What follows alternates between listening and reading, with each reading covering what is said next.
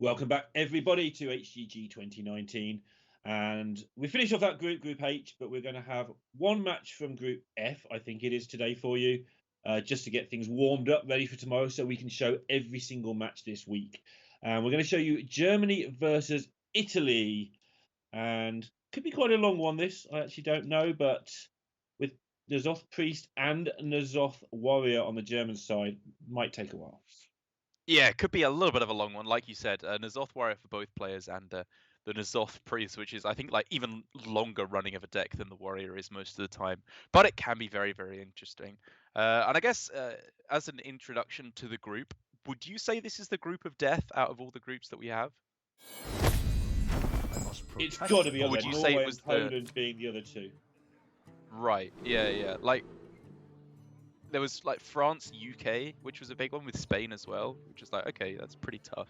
But I don't know, like Germany and Norway have to be like the two top European teams in terms of the global games teams. I know you're a big fan of France, and I completely agree with you. They are very, very strong, but these are just like the absolute trendsetters of Hearthstone. That's in strength in depth is France. I mean, you and I actually did a trade, Norway and Germany, last year in HGG. That's true, actually, yeah. Because I first picked them and they wanted to change my mind. So that's how close it was. Yeah. Going to be interesting to see how Bunny Hopper and Casey function as a unit. Not because they're not great friends and really understand each other well and play a lot of Hearthstone together, but because Casey wants to play his turns in 2 seconds and Bunny Hopper wants to play them in 74.9 seconds. So I'm curious to see how that develops. Yeah, I get the feeling that they probably will have ironed that out given how much they play together, because I don't talk to Bunny Hopper that much, but I talk to Casey quite a lot. And, you know, whenever he's like trying to boast or is just a bit upset about how a game of Hearthstone's gone, he'll always say, you know, I play for so many ridiculous amounts of hours with Casey, like with Bunny. He's playing for like 8 hours a day on a call with him after Bunny's done streaming. So I imagine, despite their different playstyles, they will have ironed it out. And just to introduce the Italian players whilst they're going through the motions, if you spot anything, shout at me during the Shaman. Turner, winner of HCT Oslo a couple of years ago, top 4 in the Battle Rift tournament this year, and been into a couple of the Master Tours. Letter got 7 wins in Vegas and 7 wins in Seoul, and he has played over 500 best of 3s in qualifiers this year, so he's up to date. I mean, Letter. The main thing I know Letter from is having played against him a bunch on ladder in the last couple of months, and high rolling him a lot, for which I feel quite bad. Like, I remember Letter in particular is one player who every time I face him, I seem to just absolutely demolish him. Not through any kind of good play on my own, but just because I'm a filthy high roller. Yeah, there's always one player who you just feel that, you get the better of in a given season. Not necessarily because they're better or worse than them, but you see it on Boar's stream. He seems to run into RDU a heck of a lot, and that seems to go back and forth. One season it'll be one and one it'll be the other. But should probably pay attention to the game now. Spirit of the Frog has turned up. Yeah, true. The only other real thing I know Turner for is everyone spams a picture of his face on a lemon for some reason. I don't know if it's some kind of Italian in-joke that I'm not party to. We need to find out about the lemon. That's your job for the year. But anyway, yeah, like you said, jumping into the game, it is the token Shaman up against the Druid. This feels like very much the innovation that Bunny himself, along with Casey, I believe, came up with, which is the slightly less threat-heavy version of the Druid deck, where it cuts the King Feoris from the list and instead runs on a slightly more mid-range / fatigue package. Interestingly enough, though, even though they were the first players I saw to go with the Baleful Banker version, they've now cut the Baleful Banker in favor of Sathrovar in the late game. Yeah, we saw that in the Mexican deck last week, and to great effect as well. It's interesting when you get the Kun into Sathrovar, this Druid performs weird and wonderful feats, especially with Geppetto thrown in there as well. But the first weird and wonderful feat it's got to perform is to withstand the Shaman attack. And I do feel that they've got the better of the way the picks and bans have come out here. Overall, they've got the pretty controlling lineup. against what is sort of aggressive, but not really. So I just feel it looks good to me on the paper. For Germany. For Germany. I don't know if we actually mentioned the lineup. So it's Germany have left after losing their Quest Shaman, which is a shame because I played that deck a lot this week.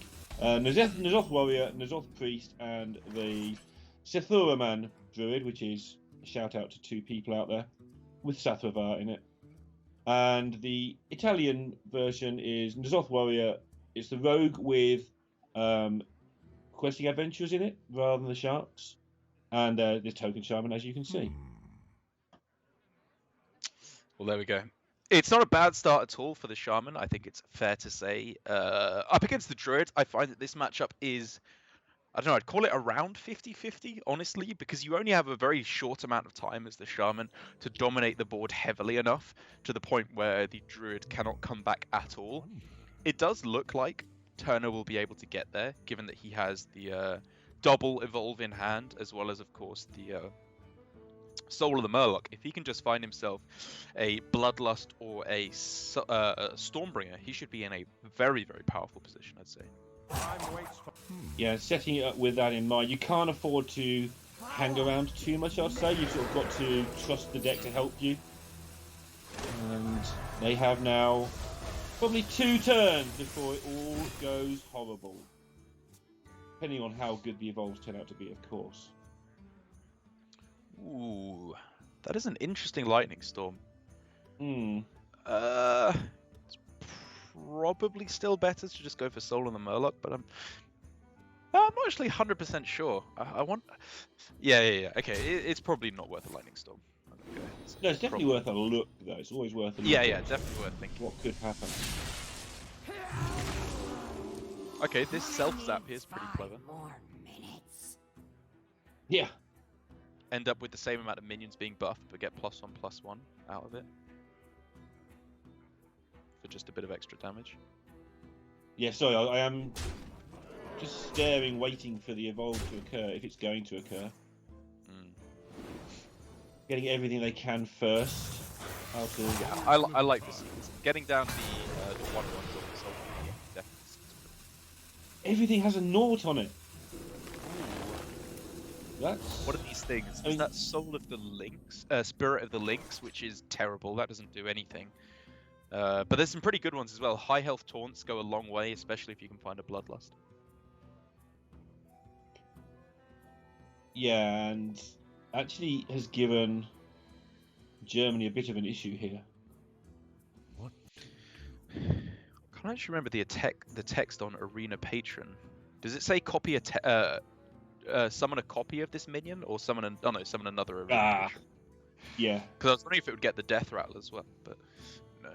It's no matter how many evolvey things I play, some of the more obscure cards just do not stick the exact wordings. Yeah, exactly. You start to get used to certain patterns, like you know when you're going to roll Heroic the Bat. Right. Which is the one time, literally every time. Sure, yeah. Time waits for no one.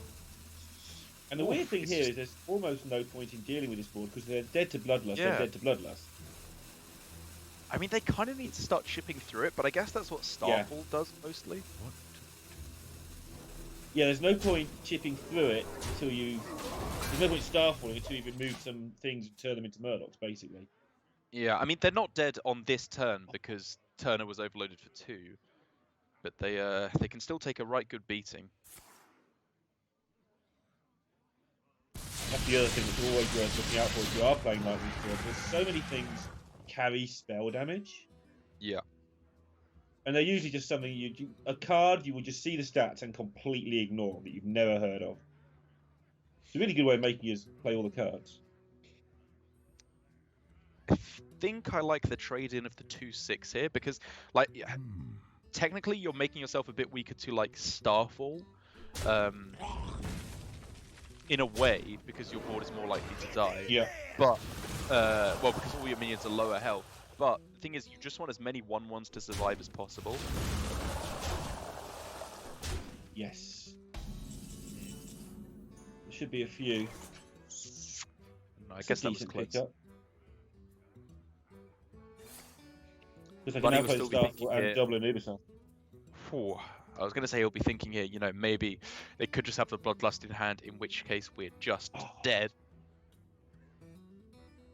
But now So with they the have double listed the Starfall, they can do it Bloodlust this as turn first. and next turn Mhm. with an Ubisoft backup. From where they're sat, that's Pretty actually good. a big relief. From where we're sat, we can see actually, although the wide board has to be dealt with, it doesn't have to be dealt with immediately unless Italy top deck something more helpful. The problem is though that for Turner, even though he does have the Hair Evolve turn, he's only at 5 mana because the Lightning Storm was used. So he's not able to fit in a Soul of the Murloc as well.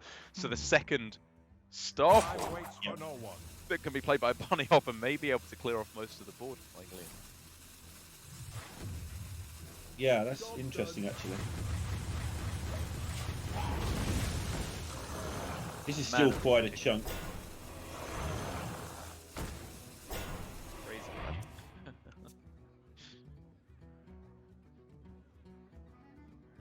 Ooh, that's a How? pretty juicy Yeah. top deck.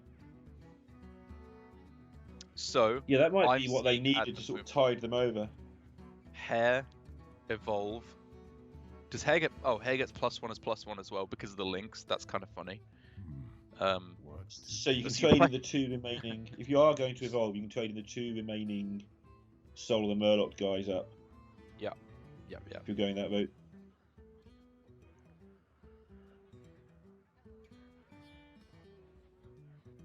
I think that makes sense to me. Like, obviously, it could be another Starfall, but I think you have to start pressuring the Druid as soon as possible.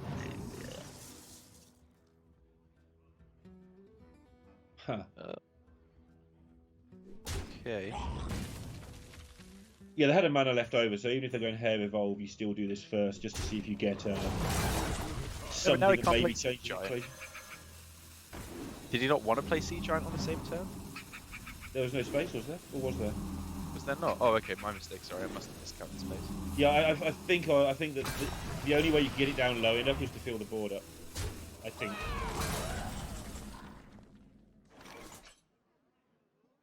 Okay. I must be misremembering.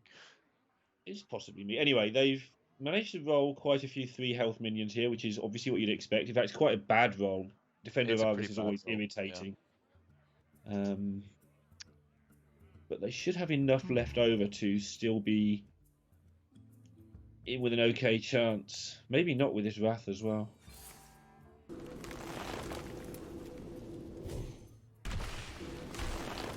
And if this doesn't get it done, then they might have to run into the Warrior or something. They don't really want to do that. Yeah, I was just looking on the stream. Chat's agreeing with me. You could have played Giant there. I think that was You quite a could, lot better okay. to get more pressure on. Yeah. Either way, it's done now. Yeah, even if that was possible, Turner is obviously living in this current timeline. And it does mean that he's relatively low on pressure. He needs to find the Bloodlust or Time waits the for no one. Stormbringer to really ramp things up. Job done.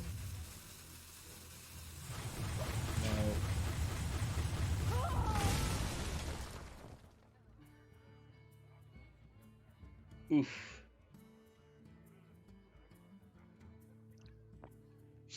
That's not what you were looking for. No, it ain't. Have to So have we're a looking good at- old witchy. Yep. Have a look at 5. Okay. Hero power plus Soul of the Murloc. Okay. Yeah. And then wait for one of your key cards, like every turn so far this game. Mhm. But the difference now is you've seen the Starfall gone. But they drew the 3rd one, it's fine. You get a golden one now. Starfall plus. Yeah. Okay. Bunny will have to be a little bit careful here. Yeah, because now he's dead to Bloodlust, even with the Wrath Starfall play.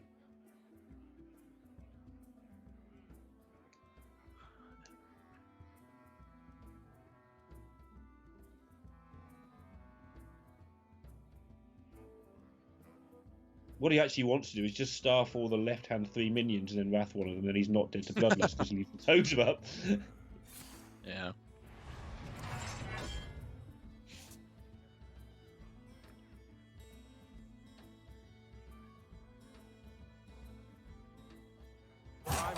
For no one. Okay, one more turn for Germany to survive.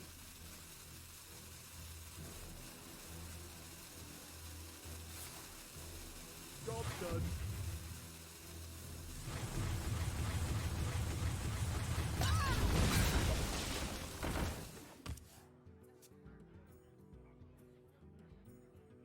Oh, game's Wow. back on. That I is have a top waited deck. 6 turns for this. Yeah, things have been slowing down for a little bit, but Turner needed a Bloodlust or a Stormbringer to turn things around. And he's got it. Hero power, Stormbringer, what's in the box? 3 Leroys. A load of gubbins, but that'll do. A load of numbers, yeah. Wow, that is a pretty turgid Stormbringer right there. Gone are the days, this reminds me of when Sottle used to talk about Evolved and say the average was a 5-5. And you get 30 points. Boring. What? Well, this is where the 5-5s are. Right in front of Italy.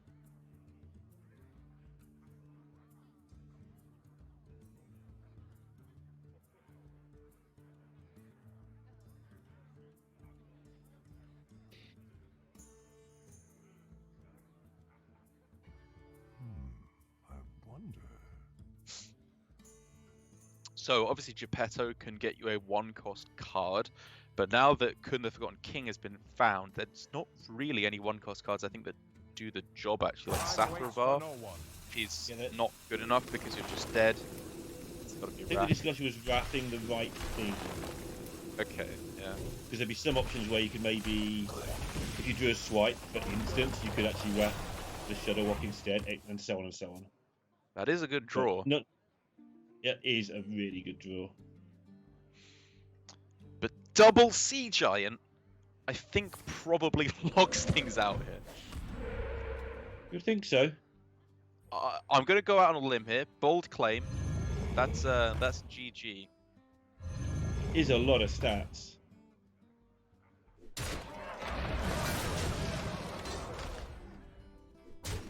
So I think Italy needed to take this one, and yep, they're going to. Geppetto with Sathravar. No, that doesn't do it. Yeah, I'm trying to think of any cards that get the job done, and I'm not finding them in my tiny head. Zephyrus, maybe, if it's active, which I don't think If it it's is. active, which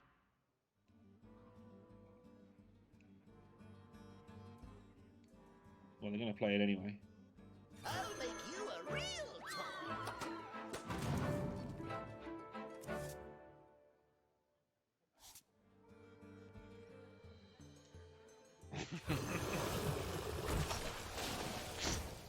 Oh, somebody make it stop.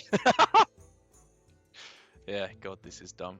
That's yeah. Okay, whenever you're ready. This is- Whenever you're I ready. think Casey must be off to the bathroom or something, but he's just stalling for time.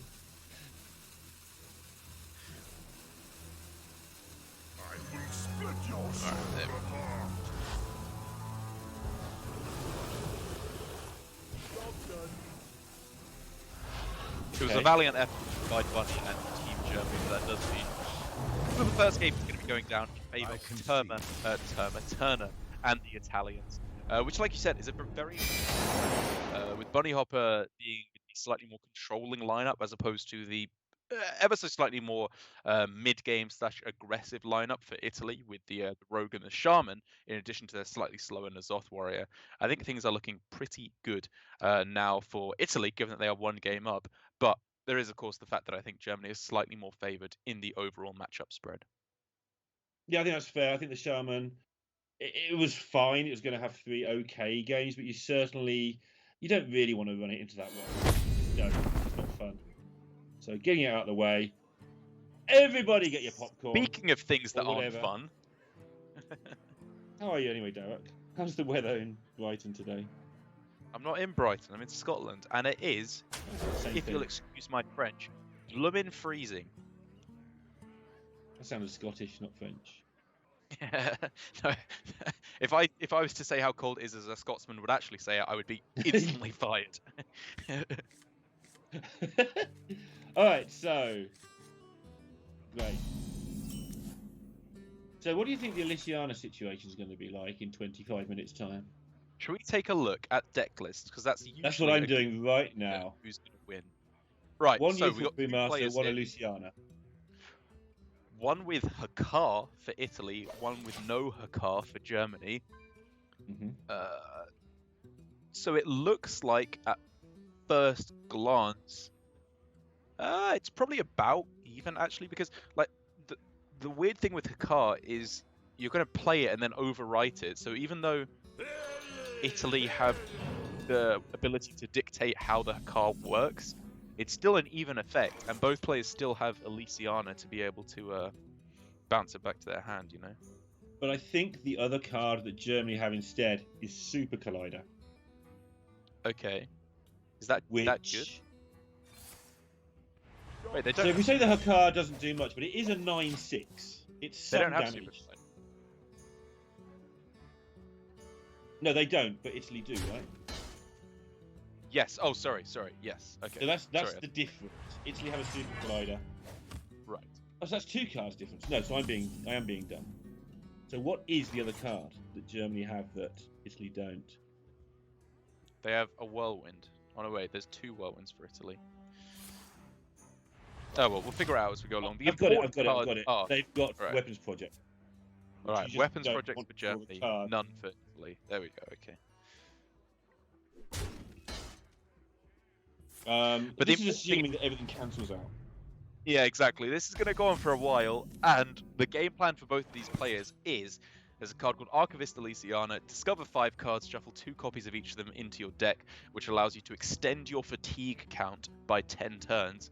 And then if you have Youthful Brewmaster, you can bounce it back to your hand and do it all over again, which is, I think, what both of these players are going to be doing. So with that in mind, would you want to keep your Super Collider all the way until you played Elysiana? So that when both Why? sides are trying to live off their terrible minions that they get, and maybe even win the game with them, you can get some value out of your Super Collider in that stage of the game. I guess so. I think I'd probably rather just play it when it's good. Like, if it's good early game, I'll play it then. If it's good Sure. late game, I'll play it then. Like, just find a spot for it. You also often find that this game comes down to the side that can either copy their second Elysiana or their bounced Elysiana. Yeah. And also, Letta has the coin, which is a big deal, I believe, because he Means gets to he's play drawn- Elysiana and Youthful Brewmaster in the same turn. Well, So he's now that guaranteed Get to... old me. now that Emperor Thorisan is back, both Sure. players can do that, guaranteed. should be able to. Yeah. So I would say 9 times out of 10, or like close to 99 oh. times out of 100, because pressure just doesn't exist. Coin is So kind of just 29 a times out of downside 30. for the Sure. most part. Yeah, sure.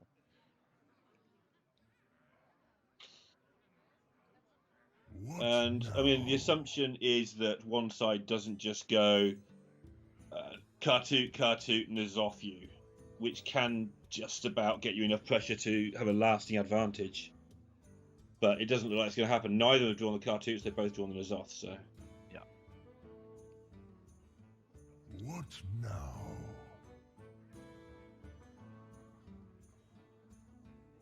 The irritating thing is, as a viewer of Nazoth Warrior Mirrors, is that both teams have to think really carefully. You can just lose if you sort of lose concentration. I must choose. Yeah, you can. What Like, now? you shouldn't, but especially as the end comes up, you can just make a mistake and suddenly you've lost because it was stupid. I've got to say as well at this point, for the German fans, it's got to be a little bit disappointing because chat has just become 100% Italian over the course of this game, whereas I'm not seeing much German at all in chat. So I want to see, more support for Bunny and Casey. We are being asked to cast at 2 times speed. We could do that, but the game would still be going at the same speed. So we just get twice as much waffle. That's not the desired effect that you wanted, I don't think. Yeah. And we could cast at half speed. No tune can hold me. Right. Great. I mean, this is somewhat interesting to see the tempo Yeah, out of something's the Restless Mummies, it's almost certainly just because Let It is running out of hand space, so he needs to play something, Right. which is again another disadvantage of the coin. Generally, what I found in this matchup over the course of Grandmasters, where I can cast this too many times, I would say, was that you don't really want to be tempoing out your stuff where possible. I mean, it helps if you have Dr. Boom quite a lot. That will definitely improve your odds, because you can then obviously rush everything in, but you kind of want to be saving your threats later on rather than letting your opponent get good removal options on them. What Yeah, I guess there's a level of threat. I mean, those things can do damage, and it will come down to one side most likely being, I don't know, 7 or 8 health behind, and that'll do it. Because they'll then get under fatigue pressure eventually. And at that point, yeah, the 7 or 8 health will mean they have to go for it and they don't really want to. But for now, both sides just happy to keep their hand at 8 or 9 cards and hit that armor up button every turn. Do you know what I was thinking earlier? I was wondering, do you know if there are any teams that speak English as opposed to their native tongue when they're competing in Hearthstone in the global games? Because like whenever you hear people talk about Hearthstone in another language, they often obviously speak the other language, but most of the card names they say in English anyway.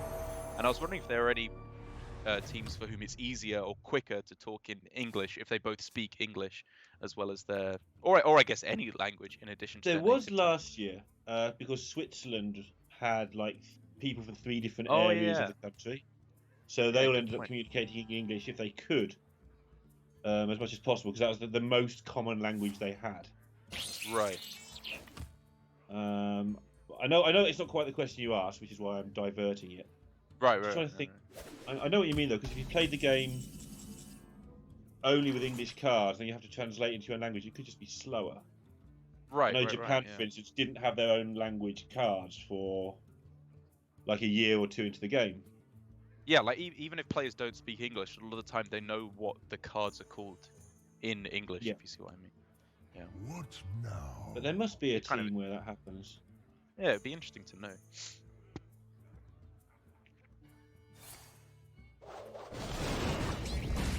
I could eliminate a few. Yes.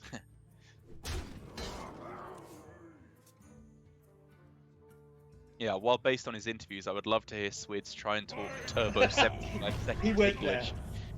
English. Alright, so Thorsan played into the hand, meaning they do just get to dump that coin you were talking about. Yeah, exactly. They got a cheaper panda there, which is the important thing.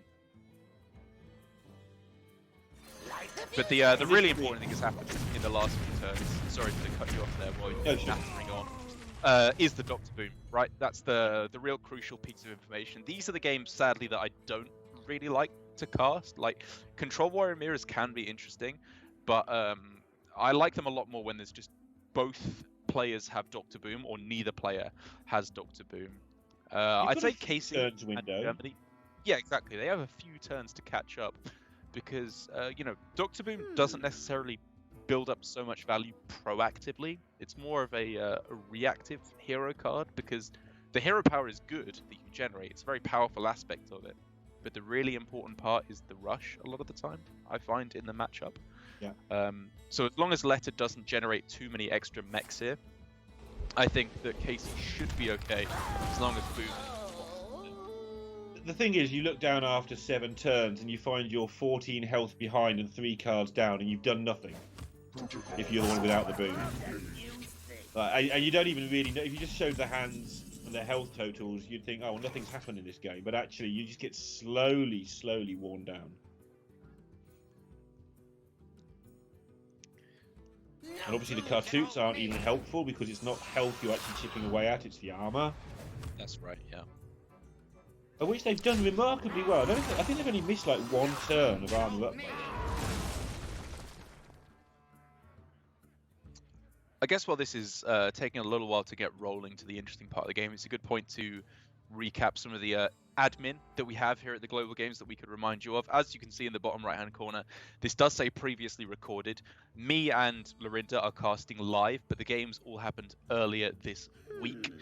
So still pretty fresh, you know, still the same metagame, but just to make sure that we could fit all the games in a timely fashion, it does mean they are previously recorded.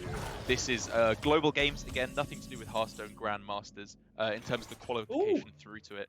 It's just a chance to fight for the honor of their country and a $75,000 prize pool. Boring bit done.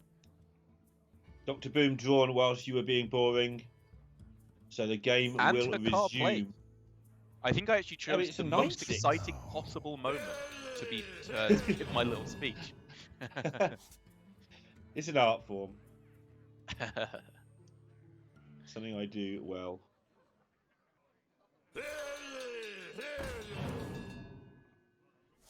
No tune can hold me. Right, Restless Mummy found, Restless Mummy played, clear off the car.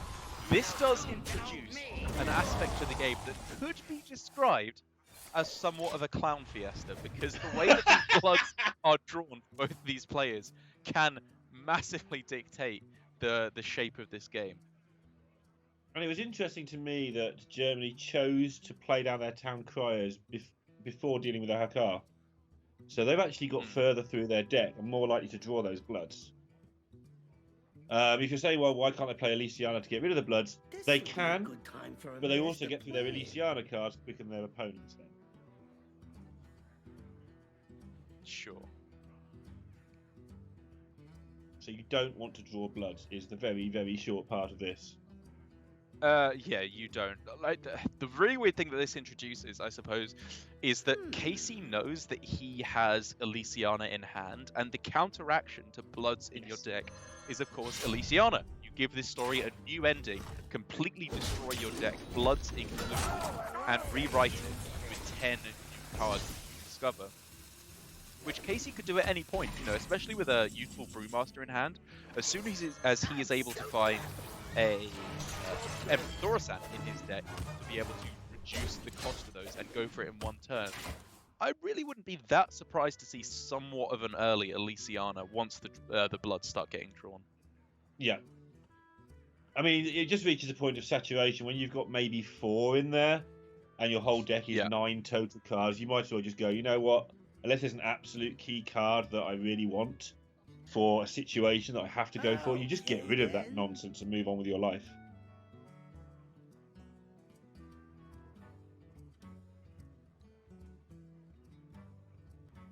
Question in chat asking how long the turn limit is. I think it's 60 each. I think it got longer than that, right? To a turn limit, isn't it?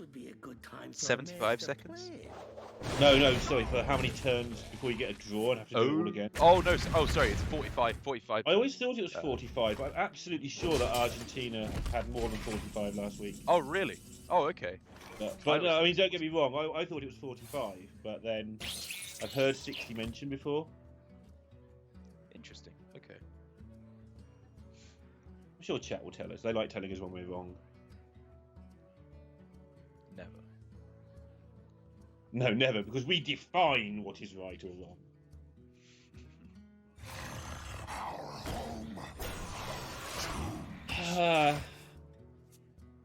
Casey tempoing out here his Carter defender. Yes, Captain Kitty, I am. And it does mean that Letta has to try and find a response, I suppose, to this board, because 6 damage a turn is probably a little more than you're comfortable with. But the thing is, you know, I always talk about in this matchup is giving your opponent good opportunities to use their removal. This is that for Letta. He's been given a very clean opportunity to go with Brawl or Plague of Wrath or Warpath, some combination of the two, whatever. Let the pain speak to me. Yes, a chance to dump his Acolyte, though. You know, I might have been tempted to hero power first before this brawl, just in case the Acolyte wins. It's pretty grim if it wins with a blood in your deck.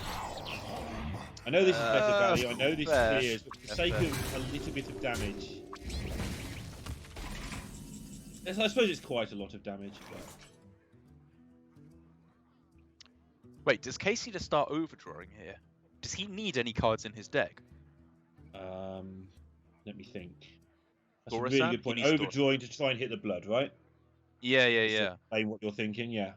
Right, because This would if be a you good time overdraw for a the master corrupted blood in your plan. deck, you don't take the damage and it doesn't shuffle back in, is the really important part. So you have purged yourself of any corrupted bloods.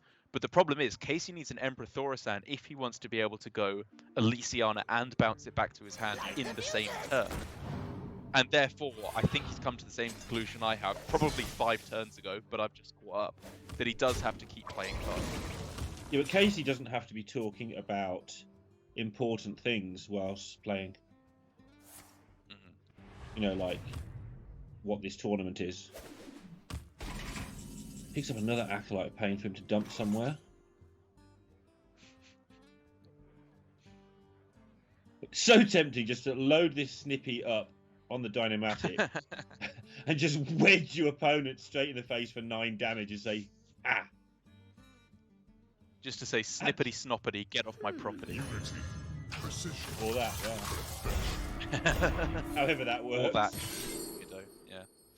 Ooh, okay. Hecklebot. Hecklebot. That's interesting. I'm is interested. I don't see a reason not to take the chance. There's nothing going on. So why not just launch a Hecklebot and hope your opponent doesn't have Elysiana or N'Zoth? And also, it just takes a card out of their deck, which is fine. It gets you to use your removal well, and then Nero getting bloods.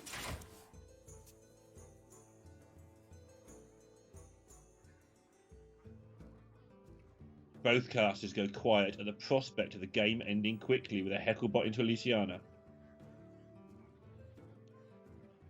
Oh. The worst thing about N'Zoth Warrior mirrors in Conquest is that one of them loses.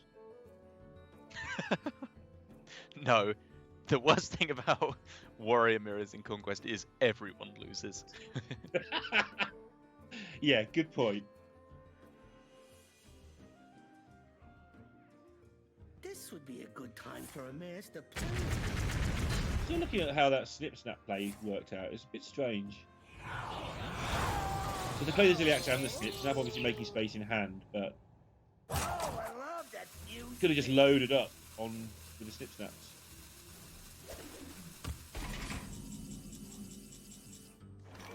Right, is this going to be the Casey special Windmill Slam? The Hecklebot onto the board. Come on. Give me the goods. Give me what I need, Casey. You might as well do it sooner rather than later in case there's no minions left in the deck at some point. Here we go! Dodged a bullet. I saw the little dragon legendary border edge and I was like, whoa. Whoa. Sweating with fear. As you can see on the side there, there's 8 cards each left in the deck, so somebody's going to hit a blood soon. Okay then. Look at the armor difference that Germany have accumulated. This is becoming at least slightly relevant at this point.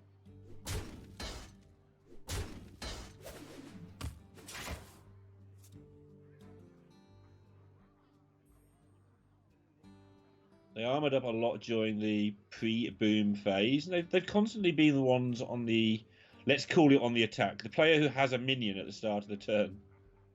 Right. This would be a good time for a master plan. Pulling Elysiana as insta GG, yes, it would have been. Pretty much. Like, Yeah. 999 times out of 1,000. Like that's They had the armor to shield slam it, so it was Yep. never going to get bounced back to hand or anything, which might have been a This would be saver. good time for a And then it would master just need plan. insane run of bloods, or even that doesn't do it, most likely, to... Yeah. Yes. This with the is shield. the last match of the day. Yeah, this is the first match of this group, but we finished Group H earlier today. The last match that we have today, we'll be back bright and early again tomorrow. Yeah, with the other games in this group, this is just the first game in Group F. Norway and Poland are the other 2 teams, and we will show the whole group to conclusion tomorrow, as well as another group, which I haven't looked what it is yet. Yeah. We are showing every match this weekend. That's right. Last weekend originally was time constraints, but the games went quickly enough that It has been decided we can show everything from here on in. Until this game happened. Now we might just cut half the broadcast. This would be a good time. Yeah, for a we've master realised that plan. we have absolutely no lives at all, so we're just bringing you all the Hearthstone action you could possibly dream of. And some more. Some Hearthstone that you don't want to dream of, I'm sure. We're good. Are we selling this like well, this. Darren? Are we selling this well? Yeah, exactly. We're doing a great job. Yeah. Right, Super Collider overwritten by the Weapons Project. It's not a huge deal because it's not a especially powerful card in the matchup, but it's a nice little bit of incremental advantage that's going to Germany's favour, which is what this matchup is all about. It's not usually about some huge explosive turn that just wins the game. You know, with it can be Hecklebot out and Elysian or something like that. Usually, it's just small, itsy bitsy little bits of value that you're getting yourself over the course of the game that add up to a nice big advantage. Light the music. Well said, sir.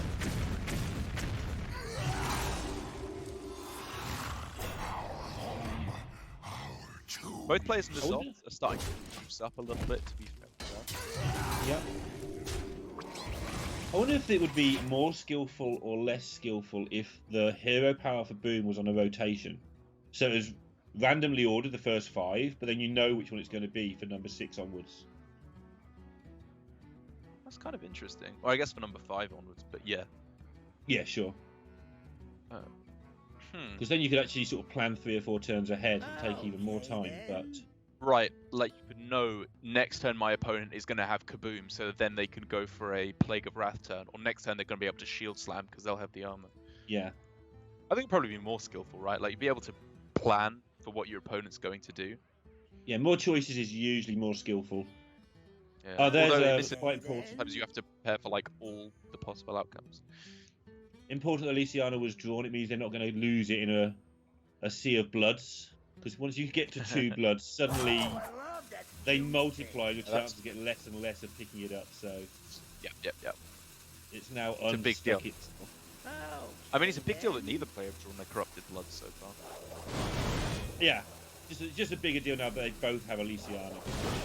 Yeah. The blood shouldn't make any sort of relevant impact now. It can. However, Casey doesn't have the Emperor Doristan yet, which basically acts as like a fill-in Yeah. for Elysian at the moment. The combo is unplayable, mainly until the Elysiana can be found. If only they had the coin, huh, Darrett? What, sorry? If only they had the coin. Wouldn't that make it a lot easier? Yeah. You could play 1 card and then coin, because you can't go past 10 mana. Go to another 2 mana.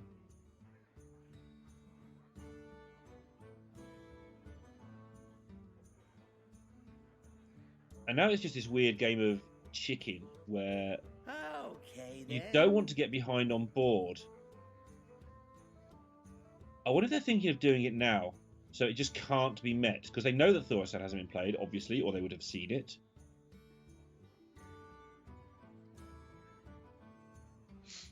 Yes. What if they're tempted that it hurts them on fatigue by This 4 would be cards, a which is a good time huge for a number. master plan.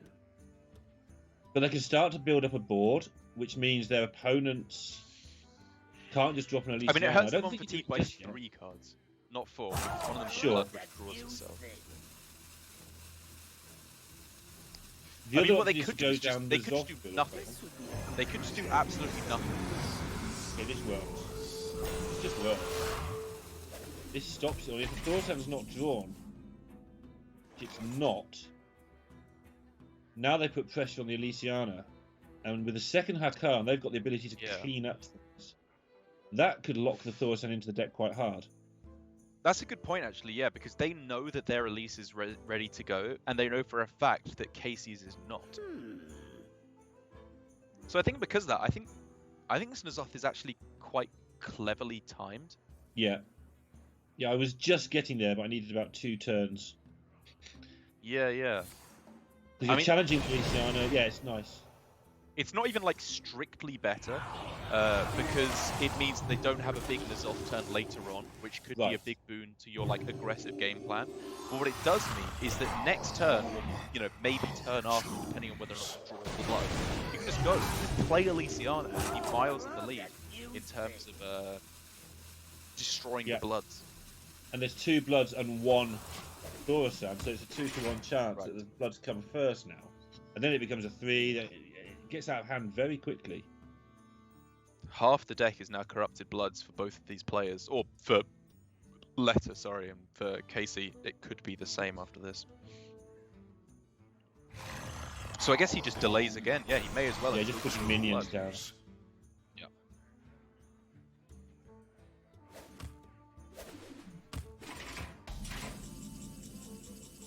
There's the Blood. There we go. And again, it's not the 3 damage that matters, it's the fact that now there's 3 Bloods and only 1 Emperor. Wow.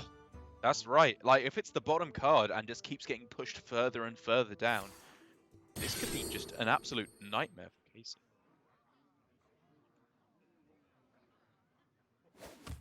Say the magic word.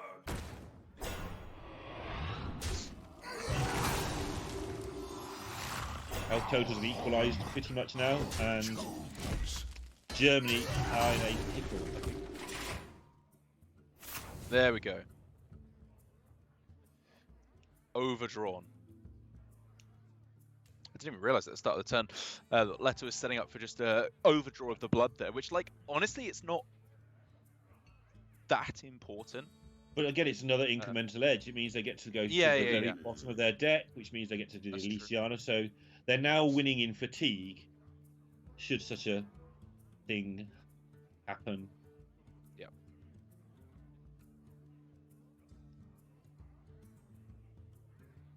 It's a shame there's no sort of percentage monitor, because health total's not good enough. This would be a good Of each of these incremental edges swinging the game percentage slightly, that we could actually see rather than just judging. It feels about level. I feel that Germany got more armors in early, but the blood thing is a big deal, and it could just be big for Italy, I guess. Because there's some games that Germany cannot win because you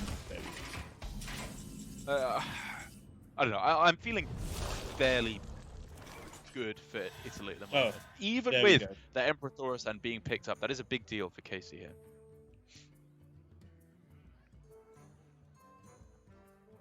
Now, what can Italy do to load up next turn to nothing, basically? Nothing. To punish this, yeah. I mean, I guess their own Elysiana is the answer to that, right? Good time for Yeah. a master plan. And then we get to play with arena decks, which is always the fun part. Actually, this could be the least fun part or the most fun part. If they both get equal Elysianas, again, it gets really interesting. And if one just gets a sack of spuds and the other gets a load of really good stuff, then it's not so interesting. Oh, I love that fuse thing.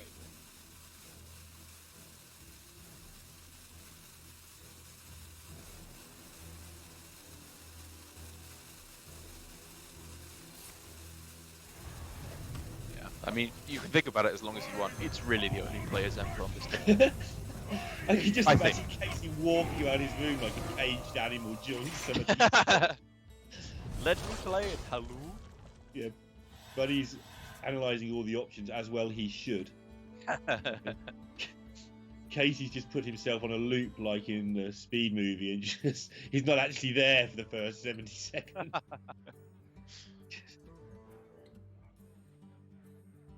Spoilers.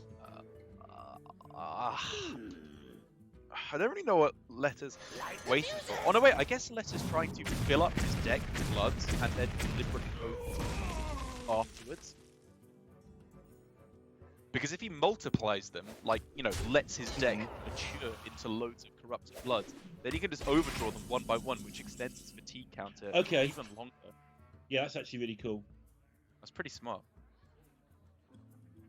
Because, like, even though when you actually draw a corrupted blood, it draws you another card. If you overdraw a corrupted blood, it does draw another card, which effectively means you just added those cards to the bottom of your deck to affect fatigue. Yeah, they seem to have been on top. I mean, because of the way the cards came out, but also they're making smart moves like that. That's pretty That's smart. a really good point. I like a lot of what I'm seeing from it so far. I mean, they're super players. Leto was just coming into his own at the end of 2017.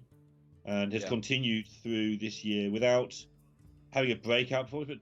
But 7 wins in Vegas and Seoul is pretty good going. Like I say, that huge number of best of threes, over 500 he's played online, to, in terms of qualifiers and such like. Yeah, he is playing a lot of Hearthstone. He's up to speed. And the only reason I'm talking about Letter more than Turner really is because we know that Turner's an established force. Yes, well, yeah. I mean, Turner is basically the face of Italian Hearthstone to the outside This would world. be a good time for a master plan. Although there are a lot of players trying to turn that around. Skak is a player that stood out to me on the tour stops, as well as there's actually a lot of strong female Italian Yocto, Hearthstone she's players. doing really well at the moment. Yeah, really glad to see her too. This would be a good time. She qualified for one of the Well, tours and was top 10 legend on the same day. That is quite impressive. I cannot think of many people who have done She was that. streaming it as well, so that's irritating. to do.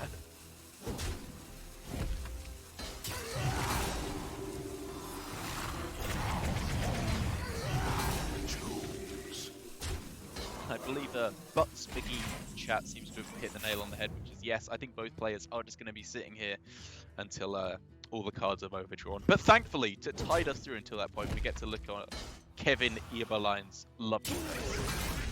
He looks so... I mean, he's actually very good at this sort of thing. He looks just...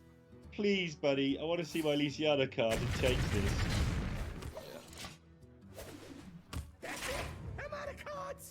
I mean, I know it's not fair, but all I can think of now when I see Casey in that position is him smashing his table in Grandmasters.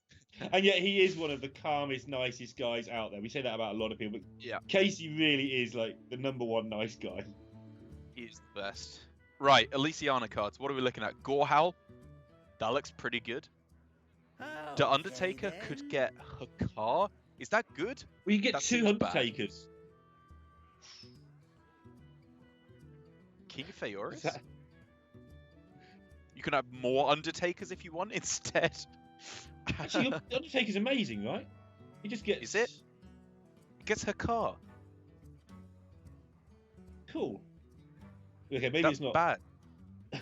That was That is awful, whatever it introduced was. randoms don't need, I think. This is all gubbins, but Blastmaster Boom is still a 7/7 Yeah, it's just a 7/7. It's probably with the Rush. Oh, he's not. best. No, without rushes. Doesn't count as a mech. It would be broken. A Black Knight in case Mukla? your opponent gets nonsense. Yeah, Mukla. Mukla to overdraw, isn't that nuts? We'll find out. Oh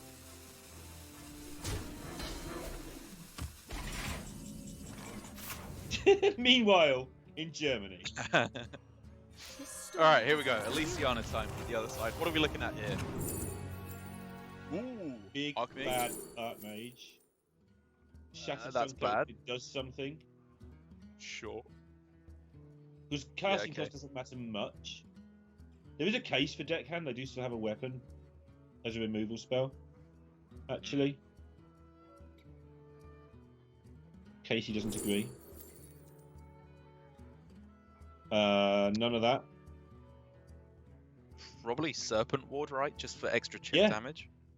Why not take I mean, the it's card? bad, but maybe, I Is don't Desert know. Hair likely to be better, actually? What does it do? Makes 3/1/1s. But you've run out of Wraths and Whirlwinds and stuff. The Beast? The Beast? Mortuary Machine? Oh, that card is so bad. That was a really grim set on both sides. I feel like Italy just edged it. The Mortuary I Machine don't is know. actually dire.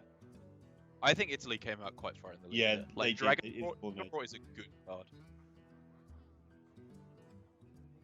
Unlike last week when both sides got Holy Water into Elysiana, into drawing another Elysiana when it died. It was horrible.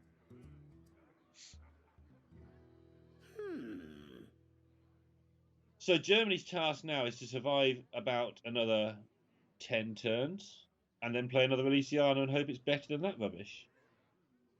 Seems like a plan to me. What a great plan. Must remember they do still have Kind of owners off. Good time for a master Sorry, I was going to say, kind of interesting that both players, despite all the corrupted blood and fatigue nonsense, have ended up on pretty much the same fatigue total. Yeah. Yeah, it would have got interesting actually the longer it went without the Thorsan coming up, because after they get it, they get an even longer run into fatigue. The Beast!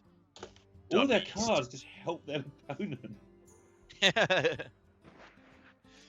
This is very quickly going to descend into Battlegrounds as well, with like the Beast in play. Oh, the Beast is so irritating. They actually decided one of the important games yesterday, I believe.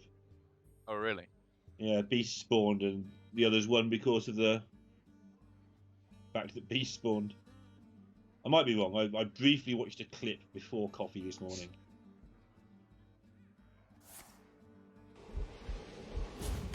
Who do you think is in the lead? I think Italy have had the better of it so far. But I think so.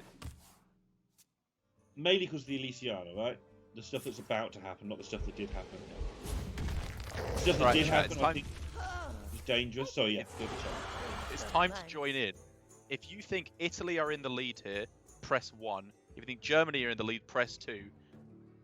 And if you That might sleep, change things I'd now bet. that double Emerus has been discovered off the Dragon Roar. But Wow. I'm curious to think who you think is in the lead.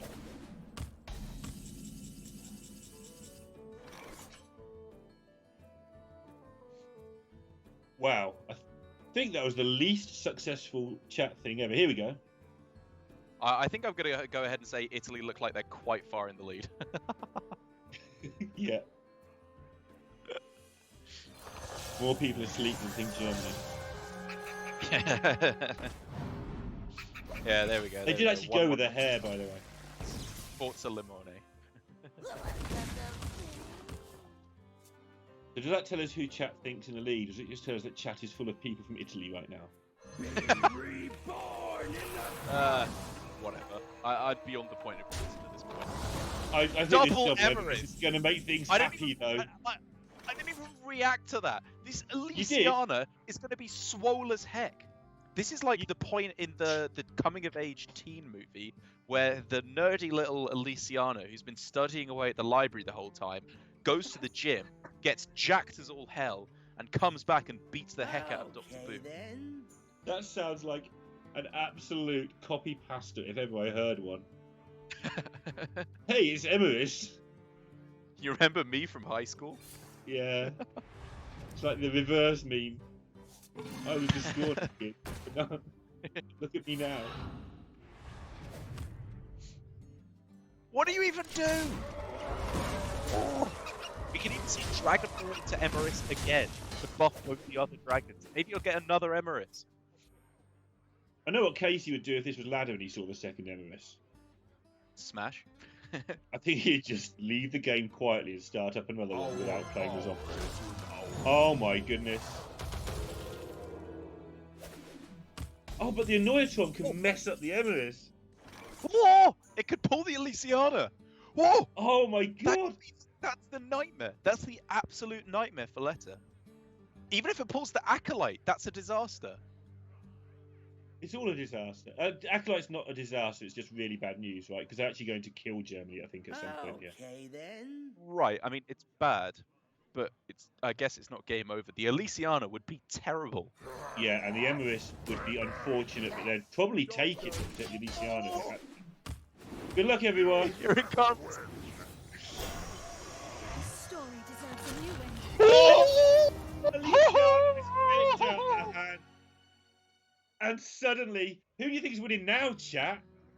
Lorinda, I'm losing my mind. By many years. Great. Now, what if it wins the brawl? They What have is to play- happening?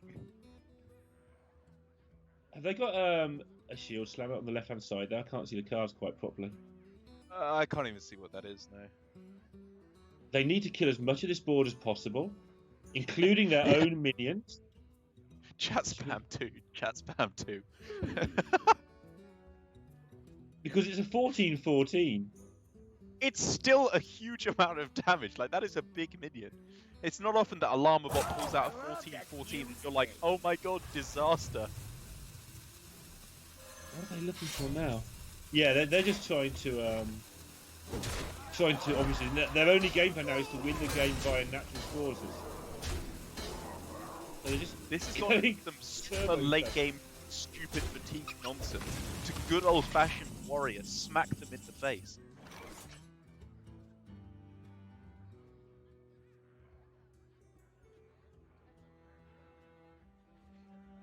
The other thing that matters here, although there is a brawl which unmatters things quite a bit, is that you can't play your second Elysiana easily if you're being smashed about for 25 a turn. Mm-hmm. You worry about it, Dr. Boom taking 11 when he gives you 7 armor back. You really don't want to be just punched about.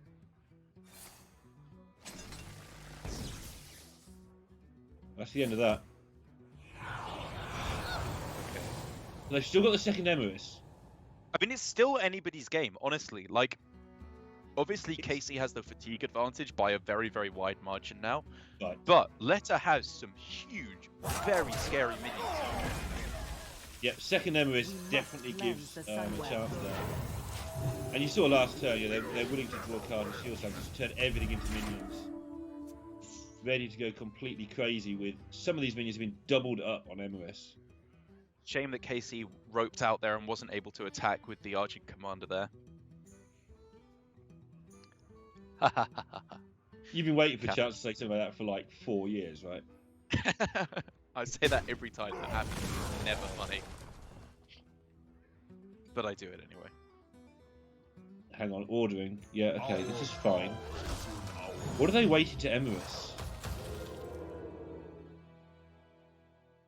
I don't know. Maybe the dragon, they want to play the dragon's roar first or draw another minion from their deck. Yeah. Well, here's another board you've got to deal with.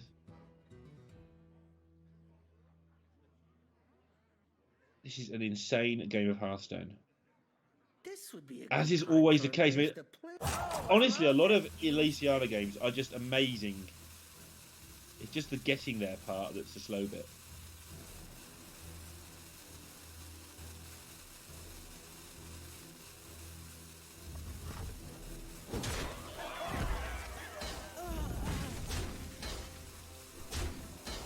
If you're Italy, do you think you just play around nothing apart from the 2 brawls now, which you know are there, and obviously you know that Nazoth is there, and just hope that Siana was a whiff and just keep making boards like this? Yeah, I guess so. Play around it, can you? I don't so think they have so. a Like, third I mean, remove they have to spell, get such... unlucky. Exactly right. Like, it doesn't make a difference. Your only game plan here for Italy is push everything to the head, to the face. I got distracted by the forehead cam. That actually explains why they went for this first before the Emirates, because this is the board they want to be brawled, number 1. And they'll try and find board number 2 they want to be brawled, which is a lot harder.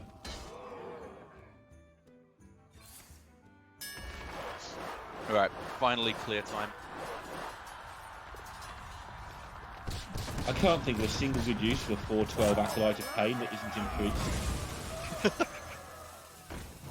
You can't think of a single good use for a 3-mana 4/12 that draws a card whenever it's damaged. Not in this situation, I can't. Alright, no, not in this. It does 4.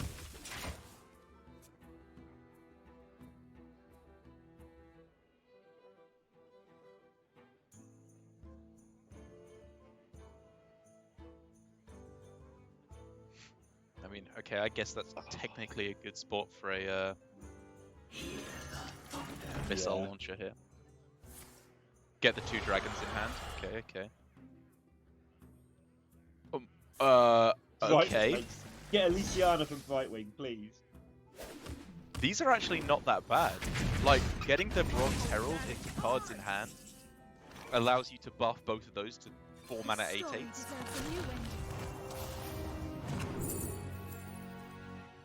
Ooh. Any of those? Faceless. Faceless Yeah, seems pretty I think good. so. Rusty Recycler seems pretty good. Yeah, Mortal Strike's not bad either. Yeah, they're both okay, yeah. Isira, Ooh. they Is could that have better had than 2 Darius? Leroy Rocketeers. I think the dream cards are just stupid good. Yeah, they are. They are. It depends what Darius they is took on nice the and other one. quick though. It removes something straight away. I think my argument would be you might get more removal, you won't get more This receivers. would be a good time for a As master like a plan. tiebreaker. But now I might take Stormwind Knight. I'd probably rather have Rabble Bouncer. Yeah, I Love agree. that fuse thing. And just throw these Baron back. Stable Hand. Yeah.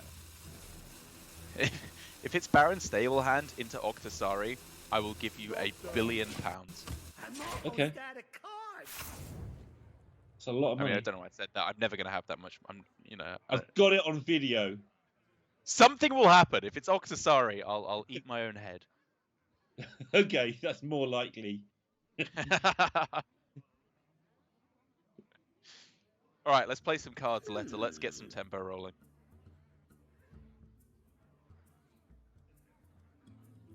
I think if you're considering, I mean, you can't gore howl this 7/7. I don't think. You've got to play Brightwing first, and you've got all the options open. We are friends now. Hello. Elysiana. Ah. Unity. Precision. I mean, Grifter could give Elysiana. I guess. Imagine that, a flip for Elysiana. That'd be amazing. They're doing a lot of damage, but there is still that Nazok on the other side. It's being held until they actually take. They're waiting until they take actual health damage for that. First of all, because they're getting more and more death weapons as they go. Or until they have. Now they've played a beast at some point, so they've had to do it anyway. Ooh, they get another legendary. I forgot about that. Me too.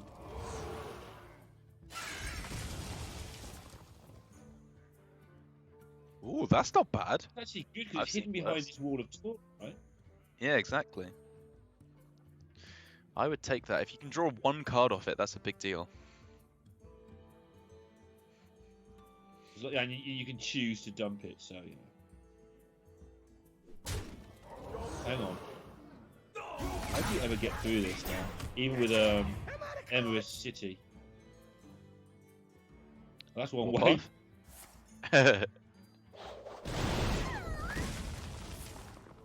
Yeah, obviously clears off his own large, but I think it's a downside you have to. And with that, mind you, that's letting him out of in deck. He has to look at what he has, what he can discover and do at the Grifter, and nothing else. There we go, there's a Discover. Yeah, faceless that. Big Bang Archmage is so good. Germany also now know the entire contents of Italy's hand. True. Okay, Aside from the then. Grifter. Aside from the Grifter. This Llama bot's going to get huge. It'll be 0-6. This hand is absolutely horrendous and can still win. 0-6. Yeah, it's true actually. Because it might rip some big things into play for you for cheap later. This Discover needs to be mighty here though for the Dr. Boom on the next turn. Something huge that you can double with Emerus. Alright, Crocodile, it's no Octosari. Okay. There's my chance of being a billionaire one. Oh my goodness! Absolutely Can they disgusting. hang in long enough? I kind of hope they can, honestly, at this point. What if they just get there with an Acolyte at the end? Like, what if that's their winning swing? Well, it's just a 4-12 versus A nothing. 4-12 Acolyte. Yeah, exactly. And then Dr. Boom rolls this hero power on the next turn and bumps into it to draw them 3 cards. This would be a good time for a master plan. I mean, what do you even do here? Is it copy it and then Ah. brawl? Do you just go faceless brawl? Because After you're an all this, absolute... he's going... After all this 15 hours of gameplay, you face Oh! all of 16-16 to see Do who it. wins. Do it, There must be Casey. a Let's safer just option. flip that Mama Jamma. Flip it.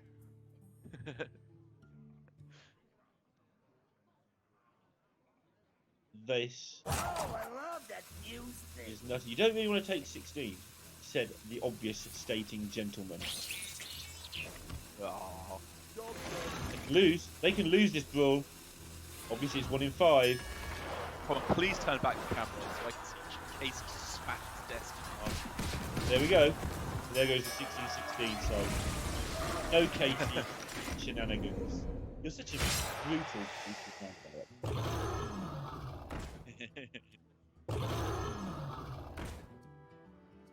Oh, that's so much tempo.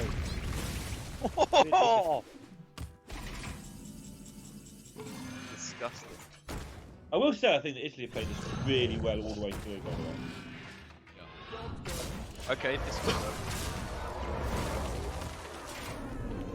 But now they're out of stuff. There's a customer born. Here we go.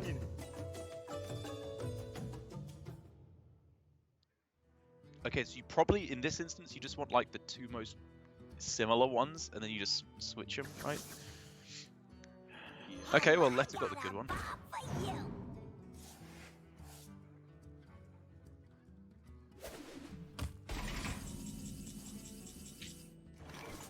Yeah, as long as you think you're going to keep that tempo, otherwise you go for 2 dissimilar ones and try and get really lucky.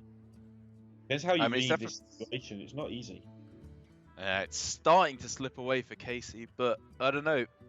For Letter, sorry, but Yeah. maybe he could get over the finish line here. Okay, then. The trouble is they're going to need to kill everything that's played. There's still a faceless, in theory, that can do something. And they are getting really wiped out now by this fatigue. Oh, my goodness! Insane! Where's that come from? Oh! Are they just gonna win? Yeah, maybe. Italy have lethal on board. What is happening? Casey has nothing. He can make a mech and then copy it and rush them both in, or he could just go, like, it could be Rusty Recycler and then Faceless on the Rusty Recycler. This is quite a good bit of... Yeah, that's what I think. It's quite a lot of health gain. Okay, then. And you've only got the last 3 turns. Maybe 2 if you get a sneaky hit in at some point. Yeah. Whew. Foof is correct. And you know your opponent's hand, so you can work it out. We've only got 75 or 75 seconds. And then you work it out. Meh, meh, meh, meh, meh, meh. Like, Shield Block can't be played. Acolyte can't be played, let's say. You're literally down to a Gore Howl and a Black Knight you've got to worry about. But the Black Knight is naughty here. You'll kill off one of the recyclers. I know. I know. Ah!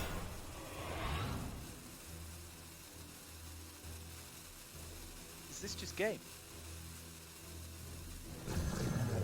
They go up to 15, 17. Oh, it's very close to it, right? Can you do any damage? They've got Zap next turn as well. Was that 5? Was that 5? None. Yeah. They've got Zap next turn as well. How does it come down to being this close? I don't know. They're both going to be 2 damage off lethal. If Casey zaps face, that's 2 damage off lethal. But he got the bomb! Oh!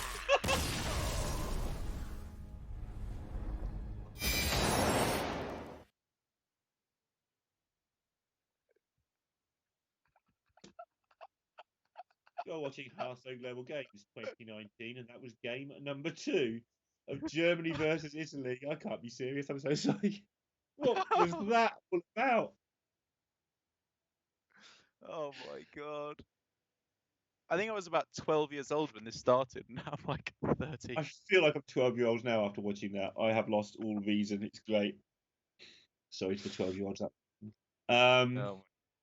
So, how did they? I mean, how they got there is they kept the tempo going. Once they lost their Luciana to a llama bot, they realised they had to go for it. Weirdly, I think you and Gallon were talking about earlier. Sometimes it's best to play as if you were stupid. So just That's hit the you, strategy I roll always the employ. tempo, and just win the game. And that's what they did. And it's given them a really important 2-0 lead with just the rogue deck left. This is obviously a first round game, so it is double elimination groups. The losers won't be out, but that's a massive blow for Germany and a really unfortunate one as well, as you can see by our stunned, sad reaction at the end there. Yeah, it's a big So- deal, but it does mean Rogue is the last deck left, the hardest one for Italy to win with, so they may still be in with a little bit of trouble. Right, well, I think we need a couple of moments to get our heads back together. So we're going to take a short break while the casters recover, but we'll be back for the conclusion very soon.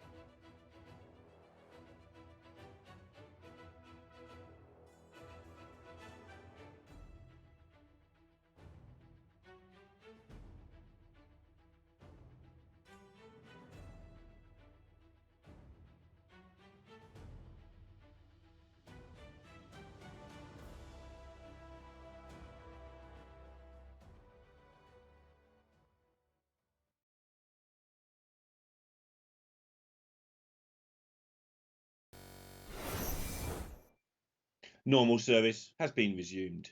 Thank you, chat, for getting us through that one. Appreciate the help that we were given. But the serious business now continues, with Italy just needing to get a win with their rogue against that warrior, against the druid, or against the Nazoth priest. Darek, which one do you fancy the most? Where's their chance lie? I'd say that the best spot for Italy definitely lies against the priest, the resurrect priest that Germany has knocking about, because I feel like the armor gain from the druid and the warrior, as well as the mid game removal and board control with the rush minions, is a little bit more powerful from the druid and the warrior. Whereas up against the priest, sapping just a mid-game death rattle taunt minion like the convincing infiltrator or Kartuk defender can be such a huge tempo swing that the priest just can't fight back.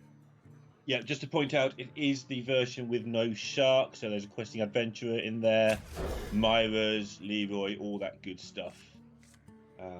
Obviously, it's a little bit of a different story if it is the shark version. So, can they get it done? Looking at the openers, Starfall's quite a big deal, Oasis Surge is quite a big deal. But already the decision to make, do you turn one coin? This is the interesting thing, is that I've seen from Germany in particular, but a lot of other teams as well, have been moving more and more towards coin Crystal Merchant on turn 1. I think that definitely comes a lot more against the Shaman than against the Rogues, because you obviously want to be able to contest those early little minions like the Sludge Slurper and things like that, especially against Quest Shaman, where you need to be able to kill off the evil totem. But against Rogue, having a 1/4 in play doesn't make that much difference, and oftentimes it just allows them to activate their combo minions with the backstab. I wonder. Yeah, Germany will be kind of hoping, I feel, for an innovate before turn 4, so they can swipe innovate on that turn as a thing. They do play 2 in this homebrew, really, the Sathrivar Geppetto version of the deck. Everyone goes with their own finishes, that's theirs. No banker.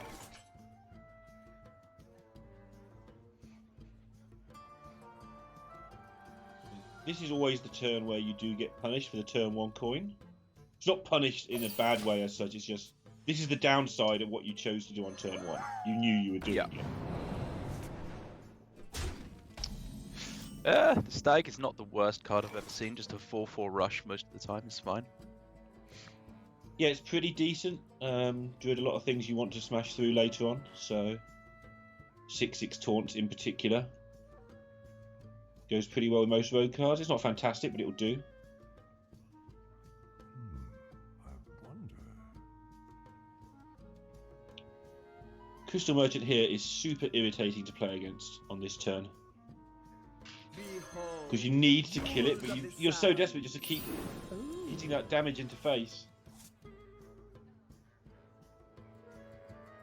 And you don't want to mess around daggering up, you just want to start playing these burglars. And then both minions have to hit the 1/4 or ignore it, which is probably the better. For the sake of one turn versus 7 damage, you probably just have to go face and hope it goes away.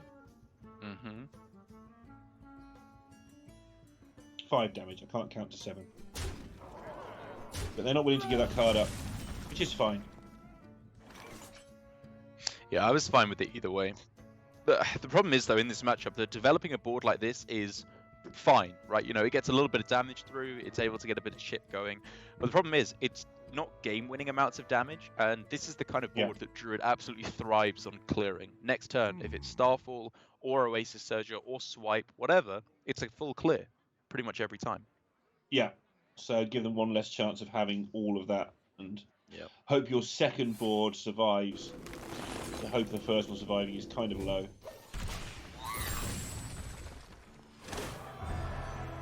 Yeah, that Wrath wasn't getting used for some time, so. Starfall with Swipe, Nourish, and another Starfall in hand with an Oasis Surge. You couldn't ask for a better hand right now for the Druid, I don't think. Pretty much. It is close to the dream. Like, what are you missing? Anubis Lath Defenders, that's it. Yeah. And if you do ask for that, stop being so blooming greedy. Yeah. Greedy people. So it's an interesting call as to whether or not it's Blessing of the Ancients on this turn. It does protect you against Starfall somewhat, which is, I guess, the reason as to why you can go for it, because if it was Blinkbox instead and you were hit with Starfall, it would just end the game. But the problem is they're both quite weak to Oasis Surger with this line of play. Yeah, you've got to pick one or the other, and Oasis Surger at least feels like you can deal with it. Just Starfall, I don't know. Yeah, it's Oasis Surge is pretty nasty as well, but Starfall is just horrible and game ending. Yeah, with just hero power, you can clear this off and keep developing. That's a nice draw, though. That is a nice draw. Yeah, when do you play? I mean, usually the answer is as soon as possible, so it can start questing away. The downside here is it's going to get Starfalled a lot. You've got such a nice play with the questing, with the Vendetta. You can buff the health on the questing. Yeah. The problem is that if you go questing Pharaoh Cat, Lackey plus Vendetta, it gets it up to exactly 7 health, which is the exact point that it dies to at Starfall. So they're choosing not to go that route. And because of that breakpoint, I think I agree. Yeah. Yeah, you've seen nothing to show there isn't a Starfall at this point. Too soon. Only playing cards there that replaced cards in hand, so the questing still has the same sort of chance of going.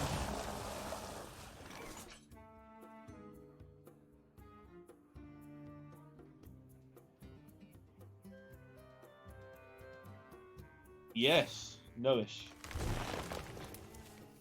I was guessing at the speed of the Noish. Because they want to see what they draw before making the real decisions on the turn, which is not much.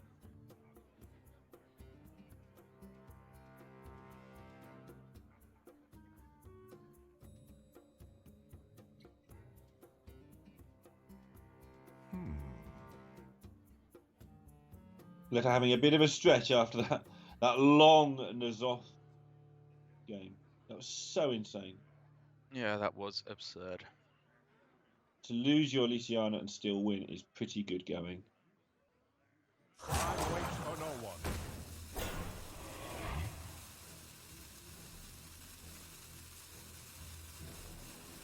Ooh. This is interesting if they do drop the Zephyrus. I realise you've got to fight for tempo and then you win, but it's a lot you're removing from your deck's potential.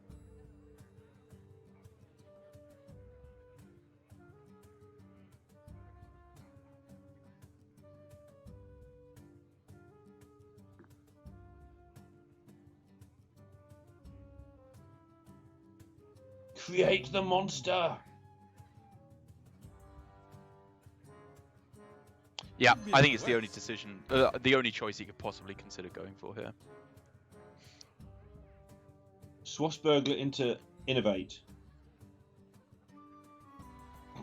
That would be absurd. I'll grant you that. Really would. Yeah, going with Blessing of the Ancients instead. It manages to get it up to above the 7-point break point, but the 7 health break point. But the thing is, at this point, now we're up at 9 mana for the Druid. The break point just changes. It's not 7 health anymore. It's 10, 20, whatever. Anything. It's the only realistic number to play around, though. Yeah. Exactly. On the off chance they don't happen to have the hand they have, which is a perfectly normal hand. It's not ridiculous in any way. Yeah. Innovate. Wonderful drop the king. Off. Swipe. Clears the board just as a baseline play, but maybe you want to fit a Wrath in instead. No, this is good. Didn't even need to waste a mana because of how Kun functions with Innovate. Tidy. God forbid he would have been at 1 mana at the end of this turn. Exactly. Well, you just missed 4 turns where you waste a mana. You surely don't want to waste another. Exactly.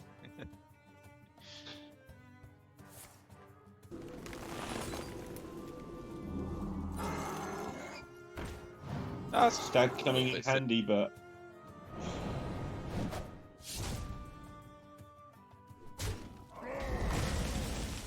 well, staring at the screen now, trying to work out how the rogue can get back in, because there is no shark, which is the deck that can sometimes pull off the miracles when it gets behind. Yeah, I guess so. Bunny Hop was wondering, I think, if it's Elise here instead of the Hidden Oasis, because it does allow you to play Sathravar onto the Elise potentially, which obviously gets another one into your hand, so you still have the infinite potential. But I don't even think you need the extra Elise, so just getting the more stats on board, again, probably just better. Yeah. It's a nice pickup. Almost. Almost. If only you hadn't buffed your questing adventurer to keep it alive.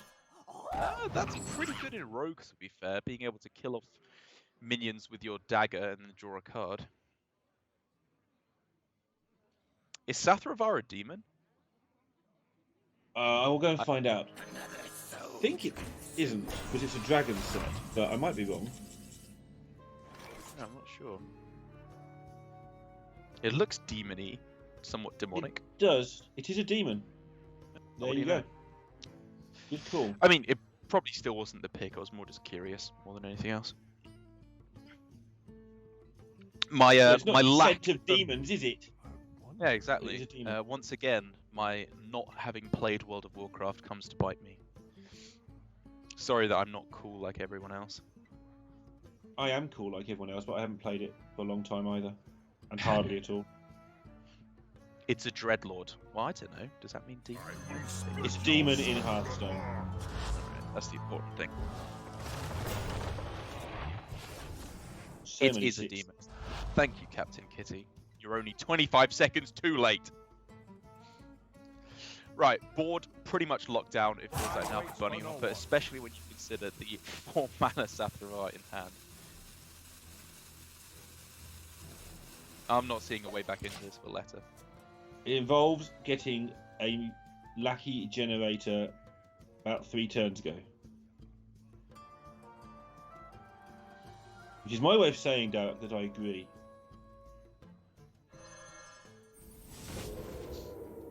Whoa! Pog Champion. Card! 2 cards here. That is Pogworthy. Come on, Yeah. To be fair, though, it is an indication that Italy are really on it today. They felt like they were on it with several cute little plays in the Nazoth game as well, but yeah, I mean, they are honestly, spotting like, those tricky bits. I have been liking a lot of what I've seen from Italy, and I think still to this day, it is a shortcoming of mine in terms of the European scene that I still sleep on how good of a team and how good of a country Italy are for Hearthstone. Like, the depth of their pool isn't especially deep, I think it's fair to say, when you compare it to teams like France and Germany. But, you know, when you look at the top players they have, like Turner and Letter in particular, as well as, like you were saying,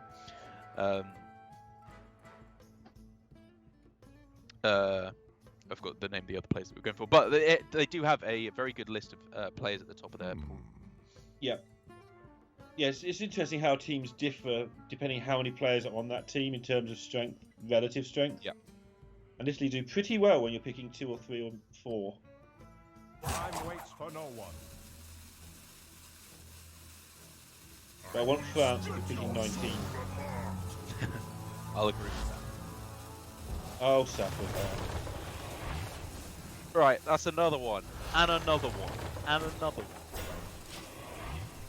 Just keep adding them one at a time and hope your opponents concede after each other. Like, you gonna concede? No? Okay. What about now? No, because we've got a Miscreant and a Togwaggle. Why would we concede? Apart from the fact you're dead next turn, I can't think of a reason. You should never concede. I'm just in a very facetious mood sometimes. They're doing absolutely the right thing carrying on. Yeah, of course. Especially if they can draw another card here, which they can not, as it currently stands, without sacrificing off their 5/5, I think. Which is a little annoying. So, sure, let's activate the Miscreant first. Oh, up to no good. Me too. Oi, oi, oi, oi, oi. Yeah. Lucky seems so much worse when you don't have a shark in play, don't they? That's Mhm. because they are, Neil, but you know.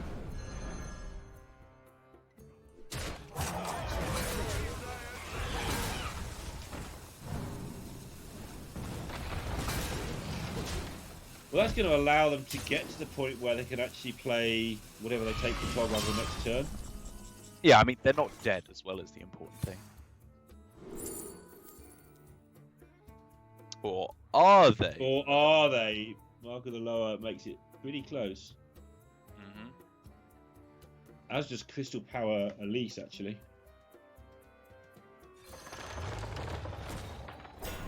Behold, jewels of the sands. Right, we're going to need a pretty miraculous outcome off of the Togwaggle here for there to be really much chance at all for Letter to pull this one back. Are you thinking Wand or Crown? Wand or Crown? I think you've got to go Wand, but I don't like it because you Yeah. haven't got time to use anything else. What happens if you get Crown? If you get like double...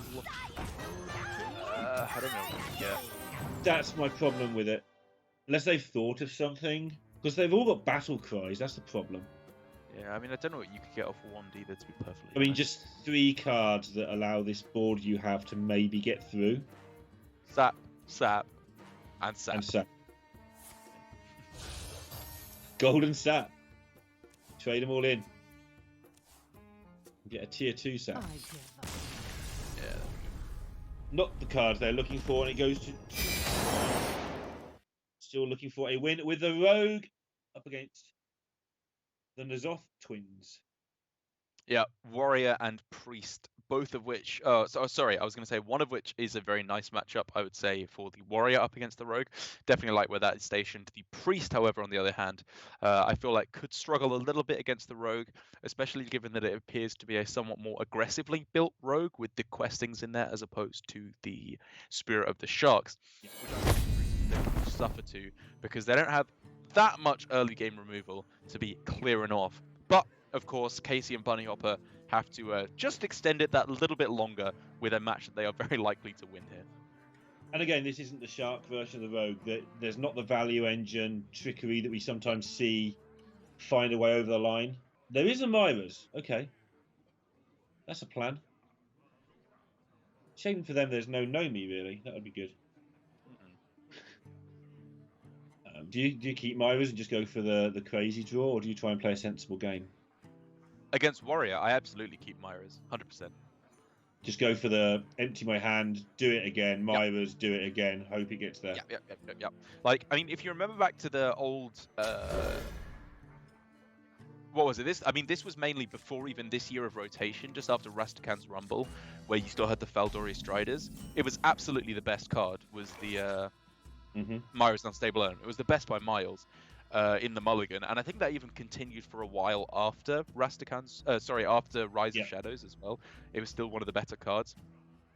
Up against the pretty much every deck, and especially Warrior, because they cleared all your stuff, you drew through your deck, and then you killed them with Waggle Picks and Leroy at the end. It's not an amazing hand, to be fair. They're still missing quite a lot of stuff, namely literally any playable minion. Yeah, literally every card apart from the 2 you just named. Yeah. The Waggle Pigs and the Leroy. But this isn't when you want them. You want them in that deck to draw.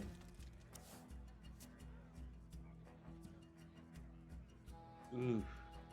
Yeah, this is pretty actually turgid. grim now. Yeah. Yeah. Turgid. Turgid for Turner. Gonna kill this over 2 turns, makes sense. Can't think of better use for anything to do right now. No, they're not gonna kill it. They're just gonna get a barrel stuck in his face. Sure. That's what the animation did, I think. Alright, there we go. That's a card. card. A card that can be played. Cleave! That's not bad either. I mean, it's pretty bad, but fine.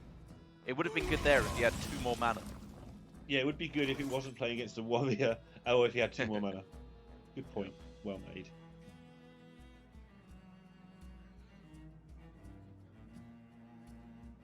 So, looking at Germany's hand for the first time this week.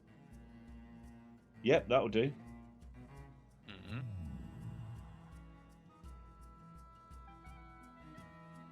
Because they've got a decent idea what's in the hand here. like really decent. You There's not that reckon? many cards that they wouldn't have played. I don't know if that's true. Like, obviously, if they had any of the one drops, they would have played that. But you know, it could be like a big questing hand that they're just waiting to explode Yes. with. Maybe it's a So you huge said- Edwin hand that they just need a little bit more mana to be working with. Like, I think there's Maybe it's quite a Dragon, I wide guess. range of stuff. What they can rule out though is early curve, because Turner quite clearly doesn't have that. Yeah, they might be expecting Burglar next turn as well, I guess. Yep, sure. Sold.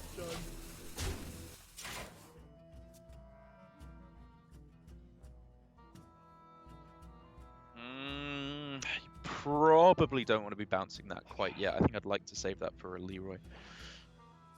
God. You'll never get a better cleave. Actually, you might after some mummy action. It's a pretty good cleave though, but at the same time, I want to go waggle pick face. Like already at this Yeah. point in the game, I think for these players, like you're looking at just starting to get most of the damage to the dome. Yeah, Yeah. I like this. And you've got to have to do, well, there's 39 already. 45 damage and keep the board clear over the course of this game. Your deck doesn't really have that much in it. So yeah, you can't afford to waste any.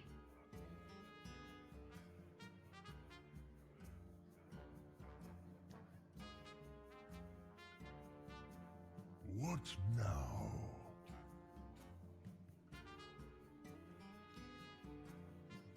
And the warrior, not knowing any of that lot's going on, is just going to try and play sensible Hearthstone, you would think. Occupy board, kill things, stop road getting tempo. That all makes sense in the context of what Germany know. It actually looks kind of silly when you see what's actually happening on the other side, but it's all they've got, really.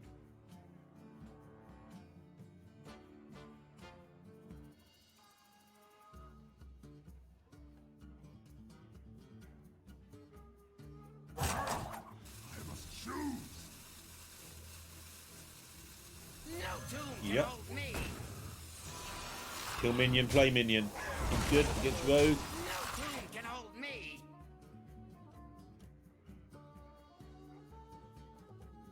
How have they managed to draw so nothing?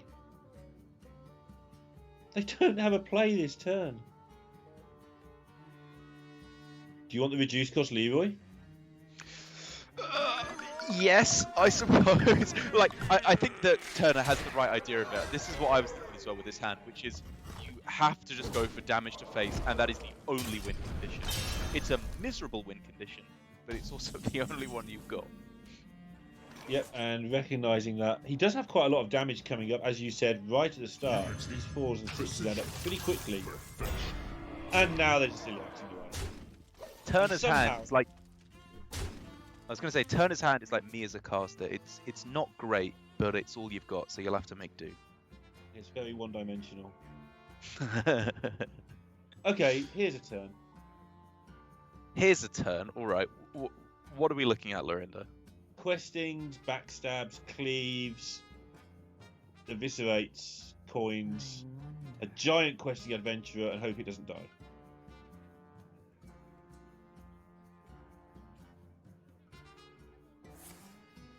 Ooh. Maybe still do the same thing next turn without the cleave because you've got a weapon now. Okay. Okay, they're going to do the Leroy again. Otherwise, there's no reason to do this. Because you could have done the same effect with your normal dagger. Yeah.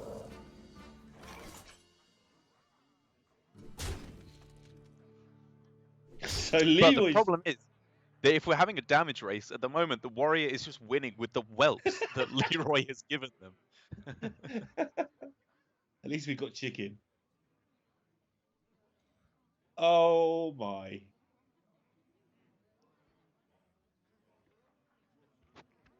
This must be about the point where Casey and Bunny wonder what on earth is happening. I mean, they've got a good idea. They've played a lot of Hearthstone. They would have seen this sort of hand before, yeah. You're not doing that Leroy thing again, son. And that one weapons project kind of just ends almost all the plans. It's 10 damage, well, 8 damage it stops. Mhm.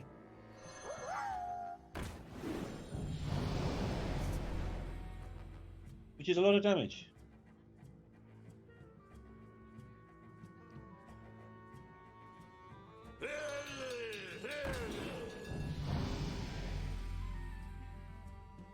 Just not quite the same, is it?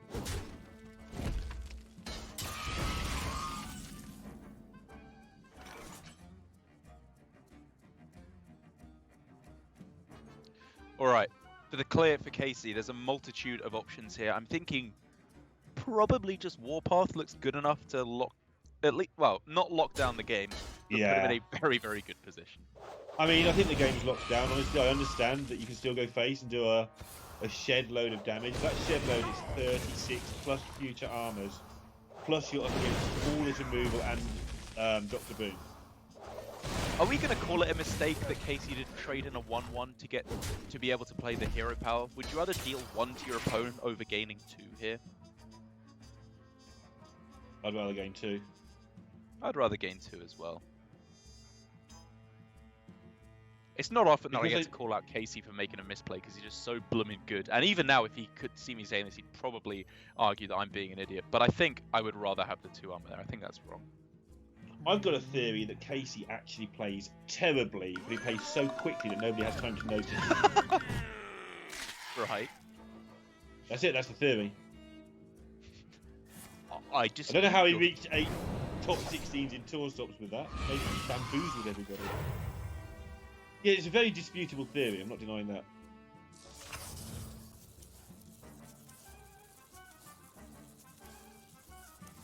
Well, that's a whole load of absolute tosh. I'm out of cards. Where were all those cards at the start of the game? Choose soon. Answer, there.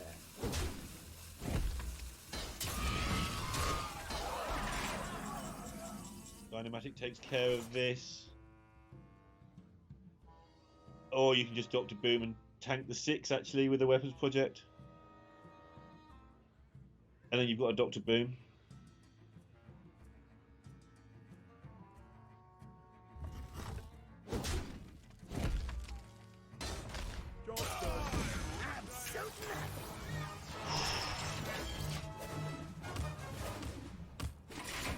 How many more generators do they have? None.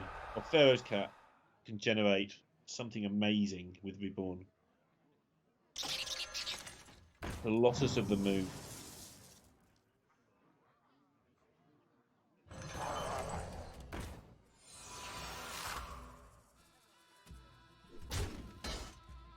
These 1/1 Scarabs might add up, Derek.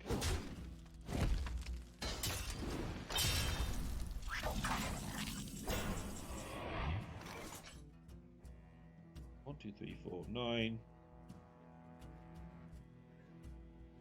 Double Dino.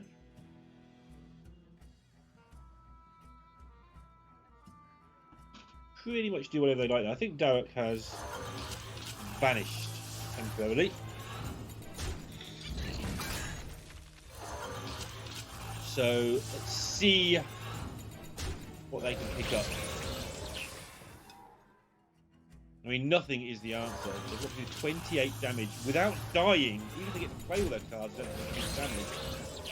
And if they do get to play all the cards, I still don't see 28. If they don't play them, they're dead in 2 turns. So, Casey just takes no risk here.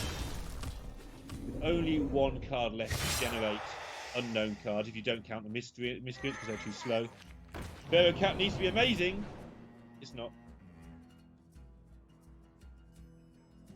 Miscreant needs to be like discovering cards that are from the next set.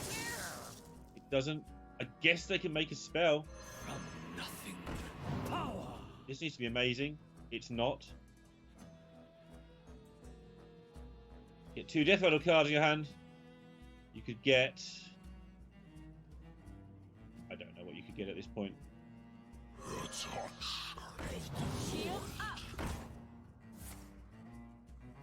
Could this be it? No. Oh my goodness. I think they low-rolled every single one of those. How much is this worth to you? Well, that's an amazing board. It's going to get blown up.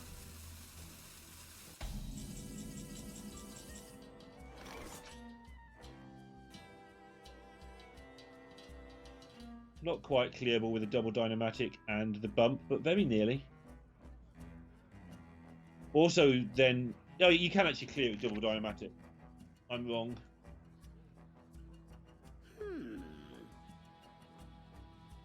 And I think you should, because it occupies the board nicely. Light the fuses!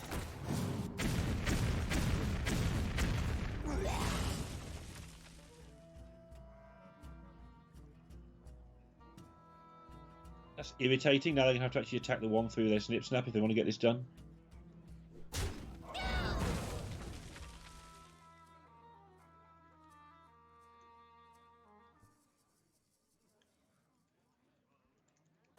I'm not quite sure what the delay is here. Just bump in. Oh, they want to make more armor. Okay, because if they're going to die, its next turn is the only turn they die.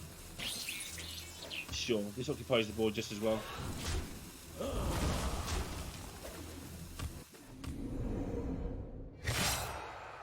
And two more turns maximum How much is this to worth? survive. They're going to need to find a whole load of stuff. But how are they going to do 32 damage, even if they survive one turn? Here we go. Ethereal Lackey looking for Bloodlust, I guess?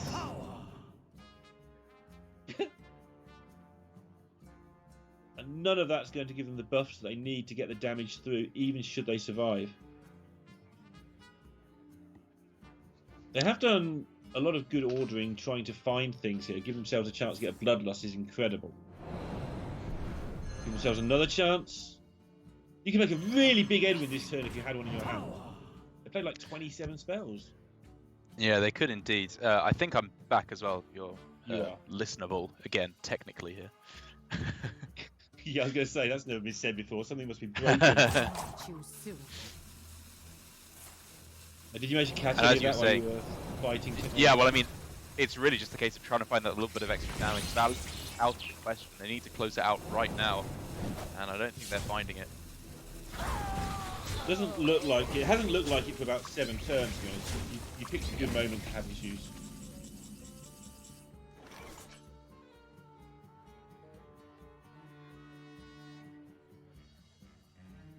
And still it goes on. Light the fuses! 2 more turns and the game will force them to stop trying.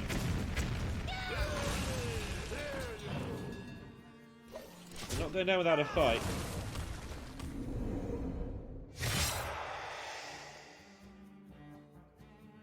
I think they're going to have to go down now, though.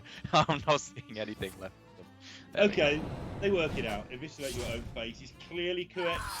And we're going to go to a game number 5 in a remarkable series in that the N'Zoth Mirror was probably the most exciting game. That's true. I thought that In a game was positive like... way.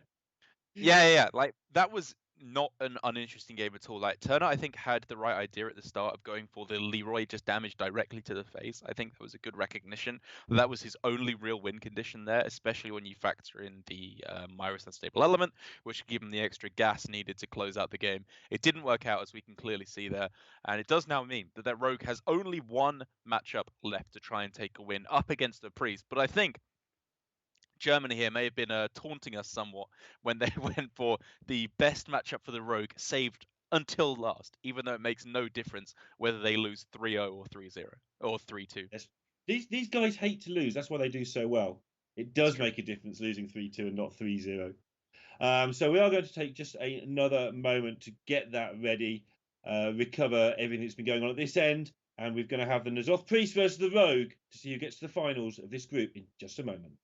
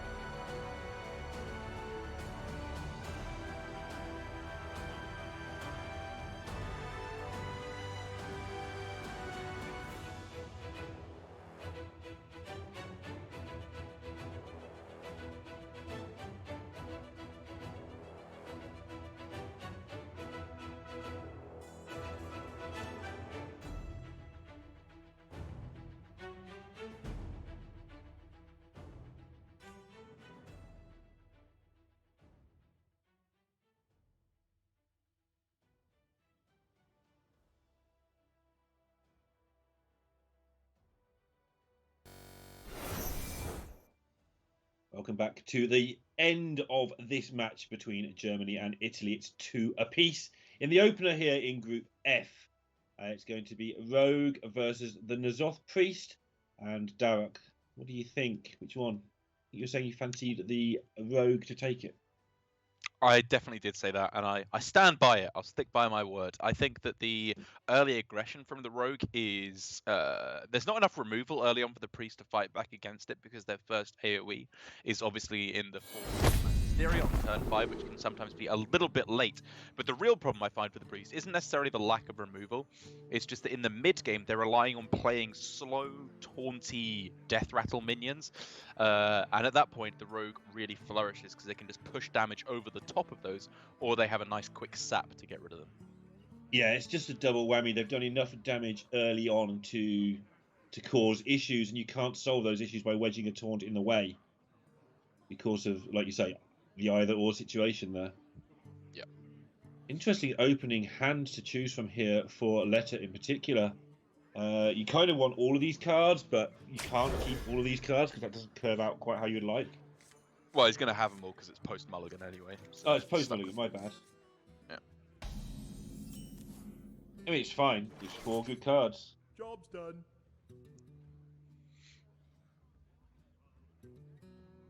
And Pharaoh Cat just might make this insane. I guess Vendetta's not quite so insane early on against Priest because they don't do anything. True. Still a card you wouldn't mind having later. Double Infiltrator is one of the better cards for Priest, weirdly, after the removal spells. Yeah, it's really not that bad of a starting hand.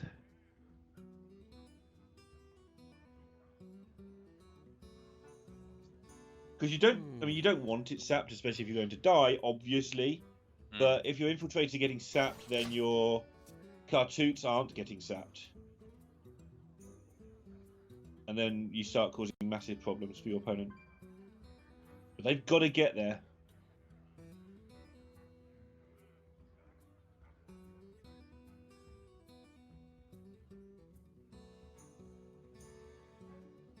It's really weird how Rogue functions when there isn't an opponent. Like, no need to activate your Vendetta at this point. It's just weird. Yeah, I hadn't really Normally thought of it that way. Desperate to activate it, but you just don't need to bother. You have to sort of curve out in a more normal deck fashion. It's nice to get it's kind of difficult.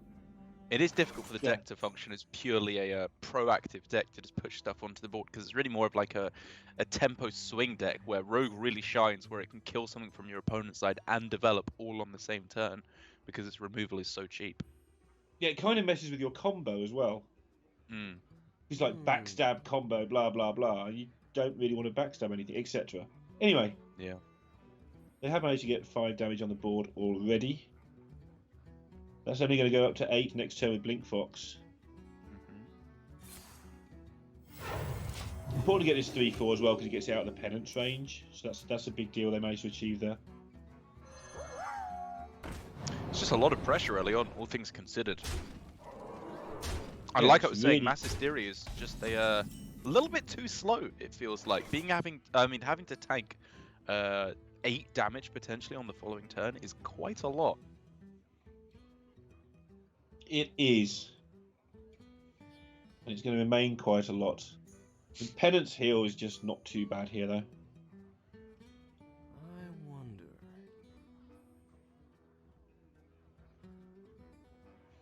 I think they have to decide whether they want to play the Infiltrator and take a chance that there's no sap, or there's only 1 sap, that's probably fine too.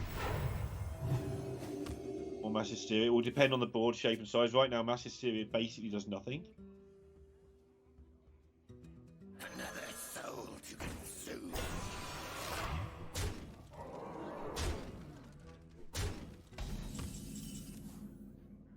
And that's a really good setup to face against Mass Hysteria. Have a mixture of really big things and really little things. All with Yeah, it high just health makes it hard to totals. clear. Yeah. Yeah. I mean, there are outcomes that do a lot of damage, but... I wonder. And is it ever going to be better? That's the problem.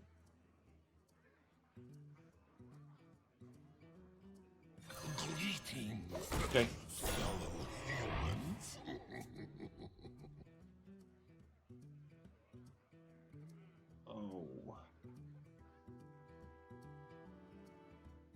The trouble with this convincing infiltrator is a 2/6 against a bunch of nothings. It should do more than just kill 2 minions. Mm. And it's kind of not going to do more than that. From where Italy is sat, though, it's a little bit harder because they're worried about Light Bomb on their 3/4 if it's injured. Yeah. Give me a quest. And I think this is the best thing they can do against the potential of Light Bomb, because yes, it plays a minion into it, which is quite weak to it. But, you know, if they're not developing stats on the board, they're not going to get the lethal in before Right. where things really start to go wrong. Because at that point, it's obviously Plague of Death plus Mass Resurrection. So they got to get a bit of pep in their step if they want to close out the game quicker. Indeed, and down to 18 now. That wasn't sapped. Doesn't mean the Cartoot won't be, because that looked like a perfectly convincing clear of the infiltrator. Yeah.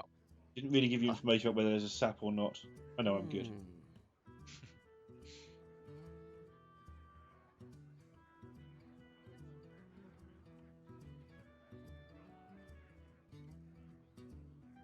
I think the weird thing here, though, is I thought Germany were going to come to the conclusion they've just got to play the Cartoot, but they've come to the conclusion that actually, because of the way that the questing is shaped, that there should be quite a lot of removal here.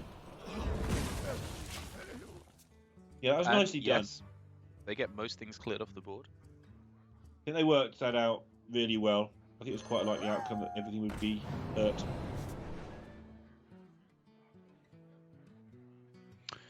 Vivid Nightmare could be played on either minion here, I suppose, if they wanted to get more attack or more survivability onto the board. Or they could just divert from it entirely. Maybe wait for a Leroy, because Leroy plus Vivid Nightmare could be a lot of damage.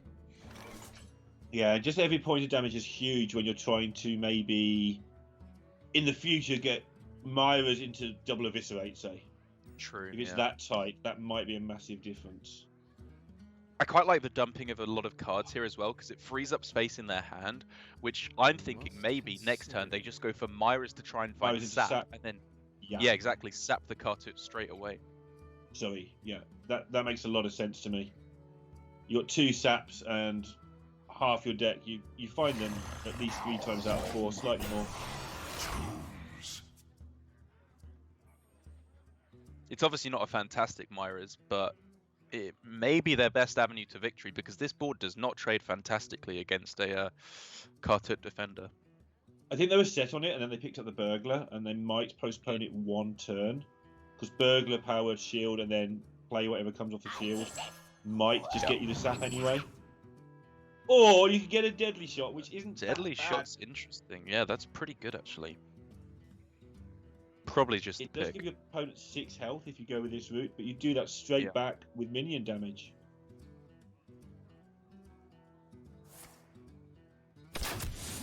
Definitely one of the better cards we've found there. Like quite some time.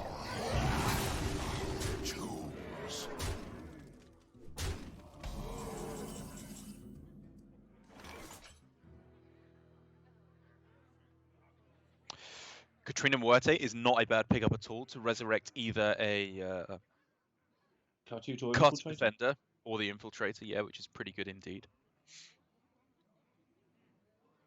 You're I mean, I dead. think- I mean, Probably just a play, right? You can't heal as well, I suppose, which is the downside. But I like getting it in the pool of resurrects for later on. actually, you've got... That is the Plague, the 9-drop, right? Not Resurrect. That is So the next plague. turn, if you go for Cartoot and heal yourself here, you've got Plague next turn anyway. So only the board is less important, is what I'm trying to say. Oh, okay, fair enough. Yeah. And then you've got the Katrina after you Plague to start getting the taunts back after you've cleared everything up. I mean, at that point, it's probably just after you go plague. Just and Nazop, then actually. Nazop, Yeah. you probably just win the game. So I guess you may as well go for this anyway, just because it gets you 2 health.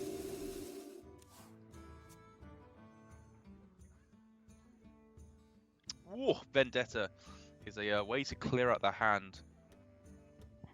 Do you want to Power Word Shield first? I'm not sure. Because you want to dump that card and dig an extra card towards the sap, and you might just draw sap. Okay. That's yeah. You saw that. Let us sort of put his head back a bit. That's like a card he didn't want to fill up with before Myras. because it's a nuisance dumping them.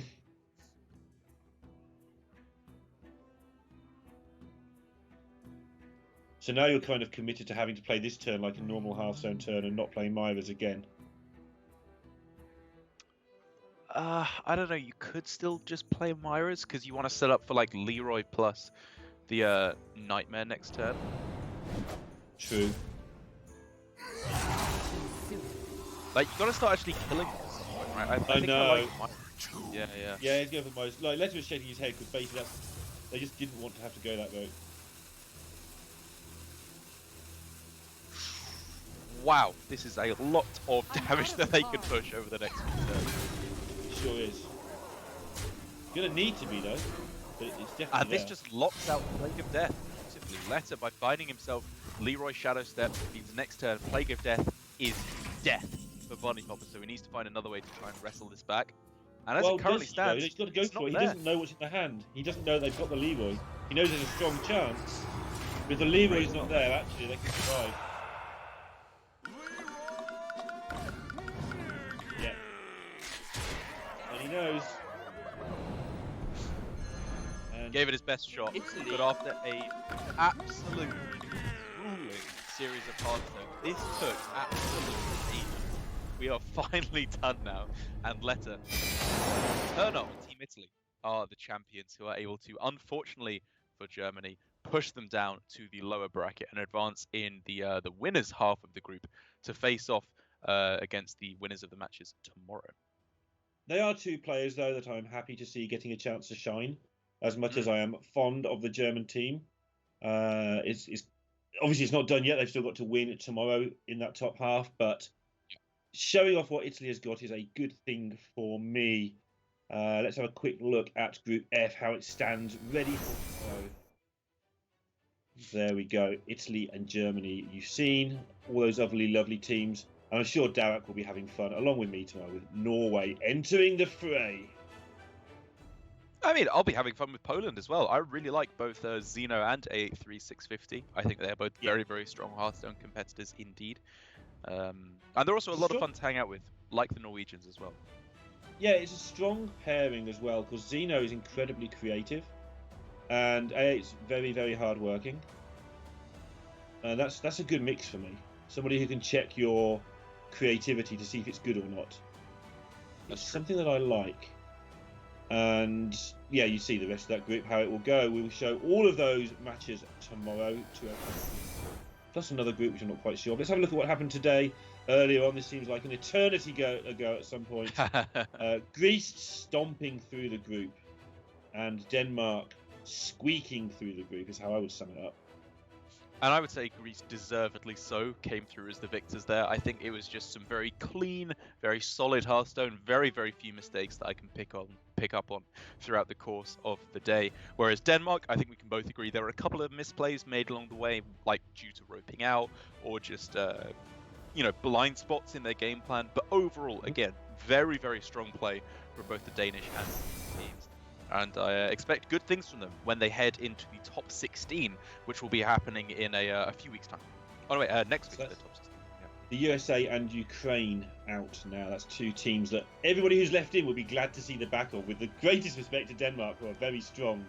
Kalento and Neiria out of the tournament is a big, big deal, I think.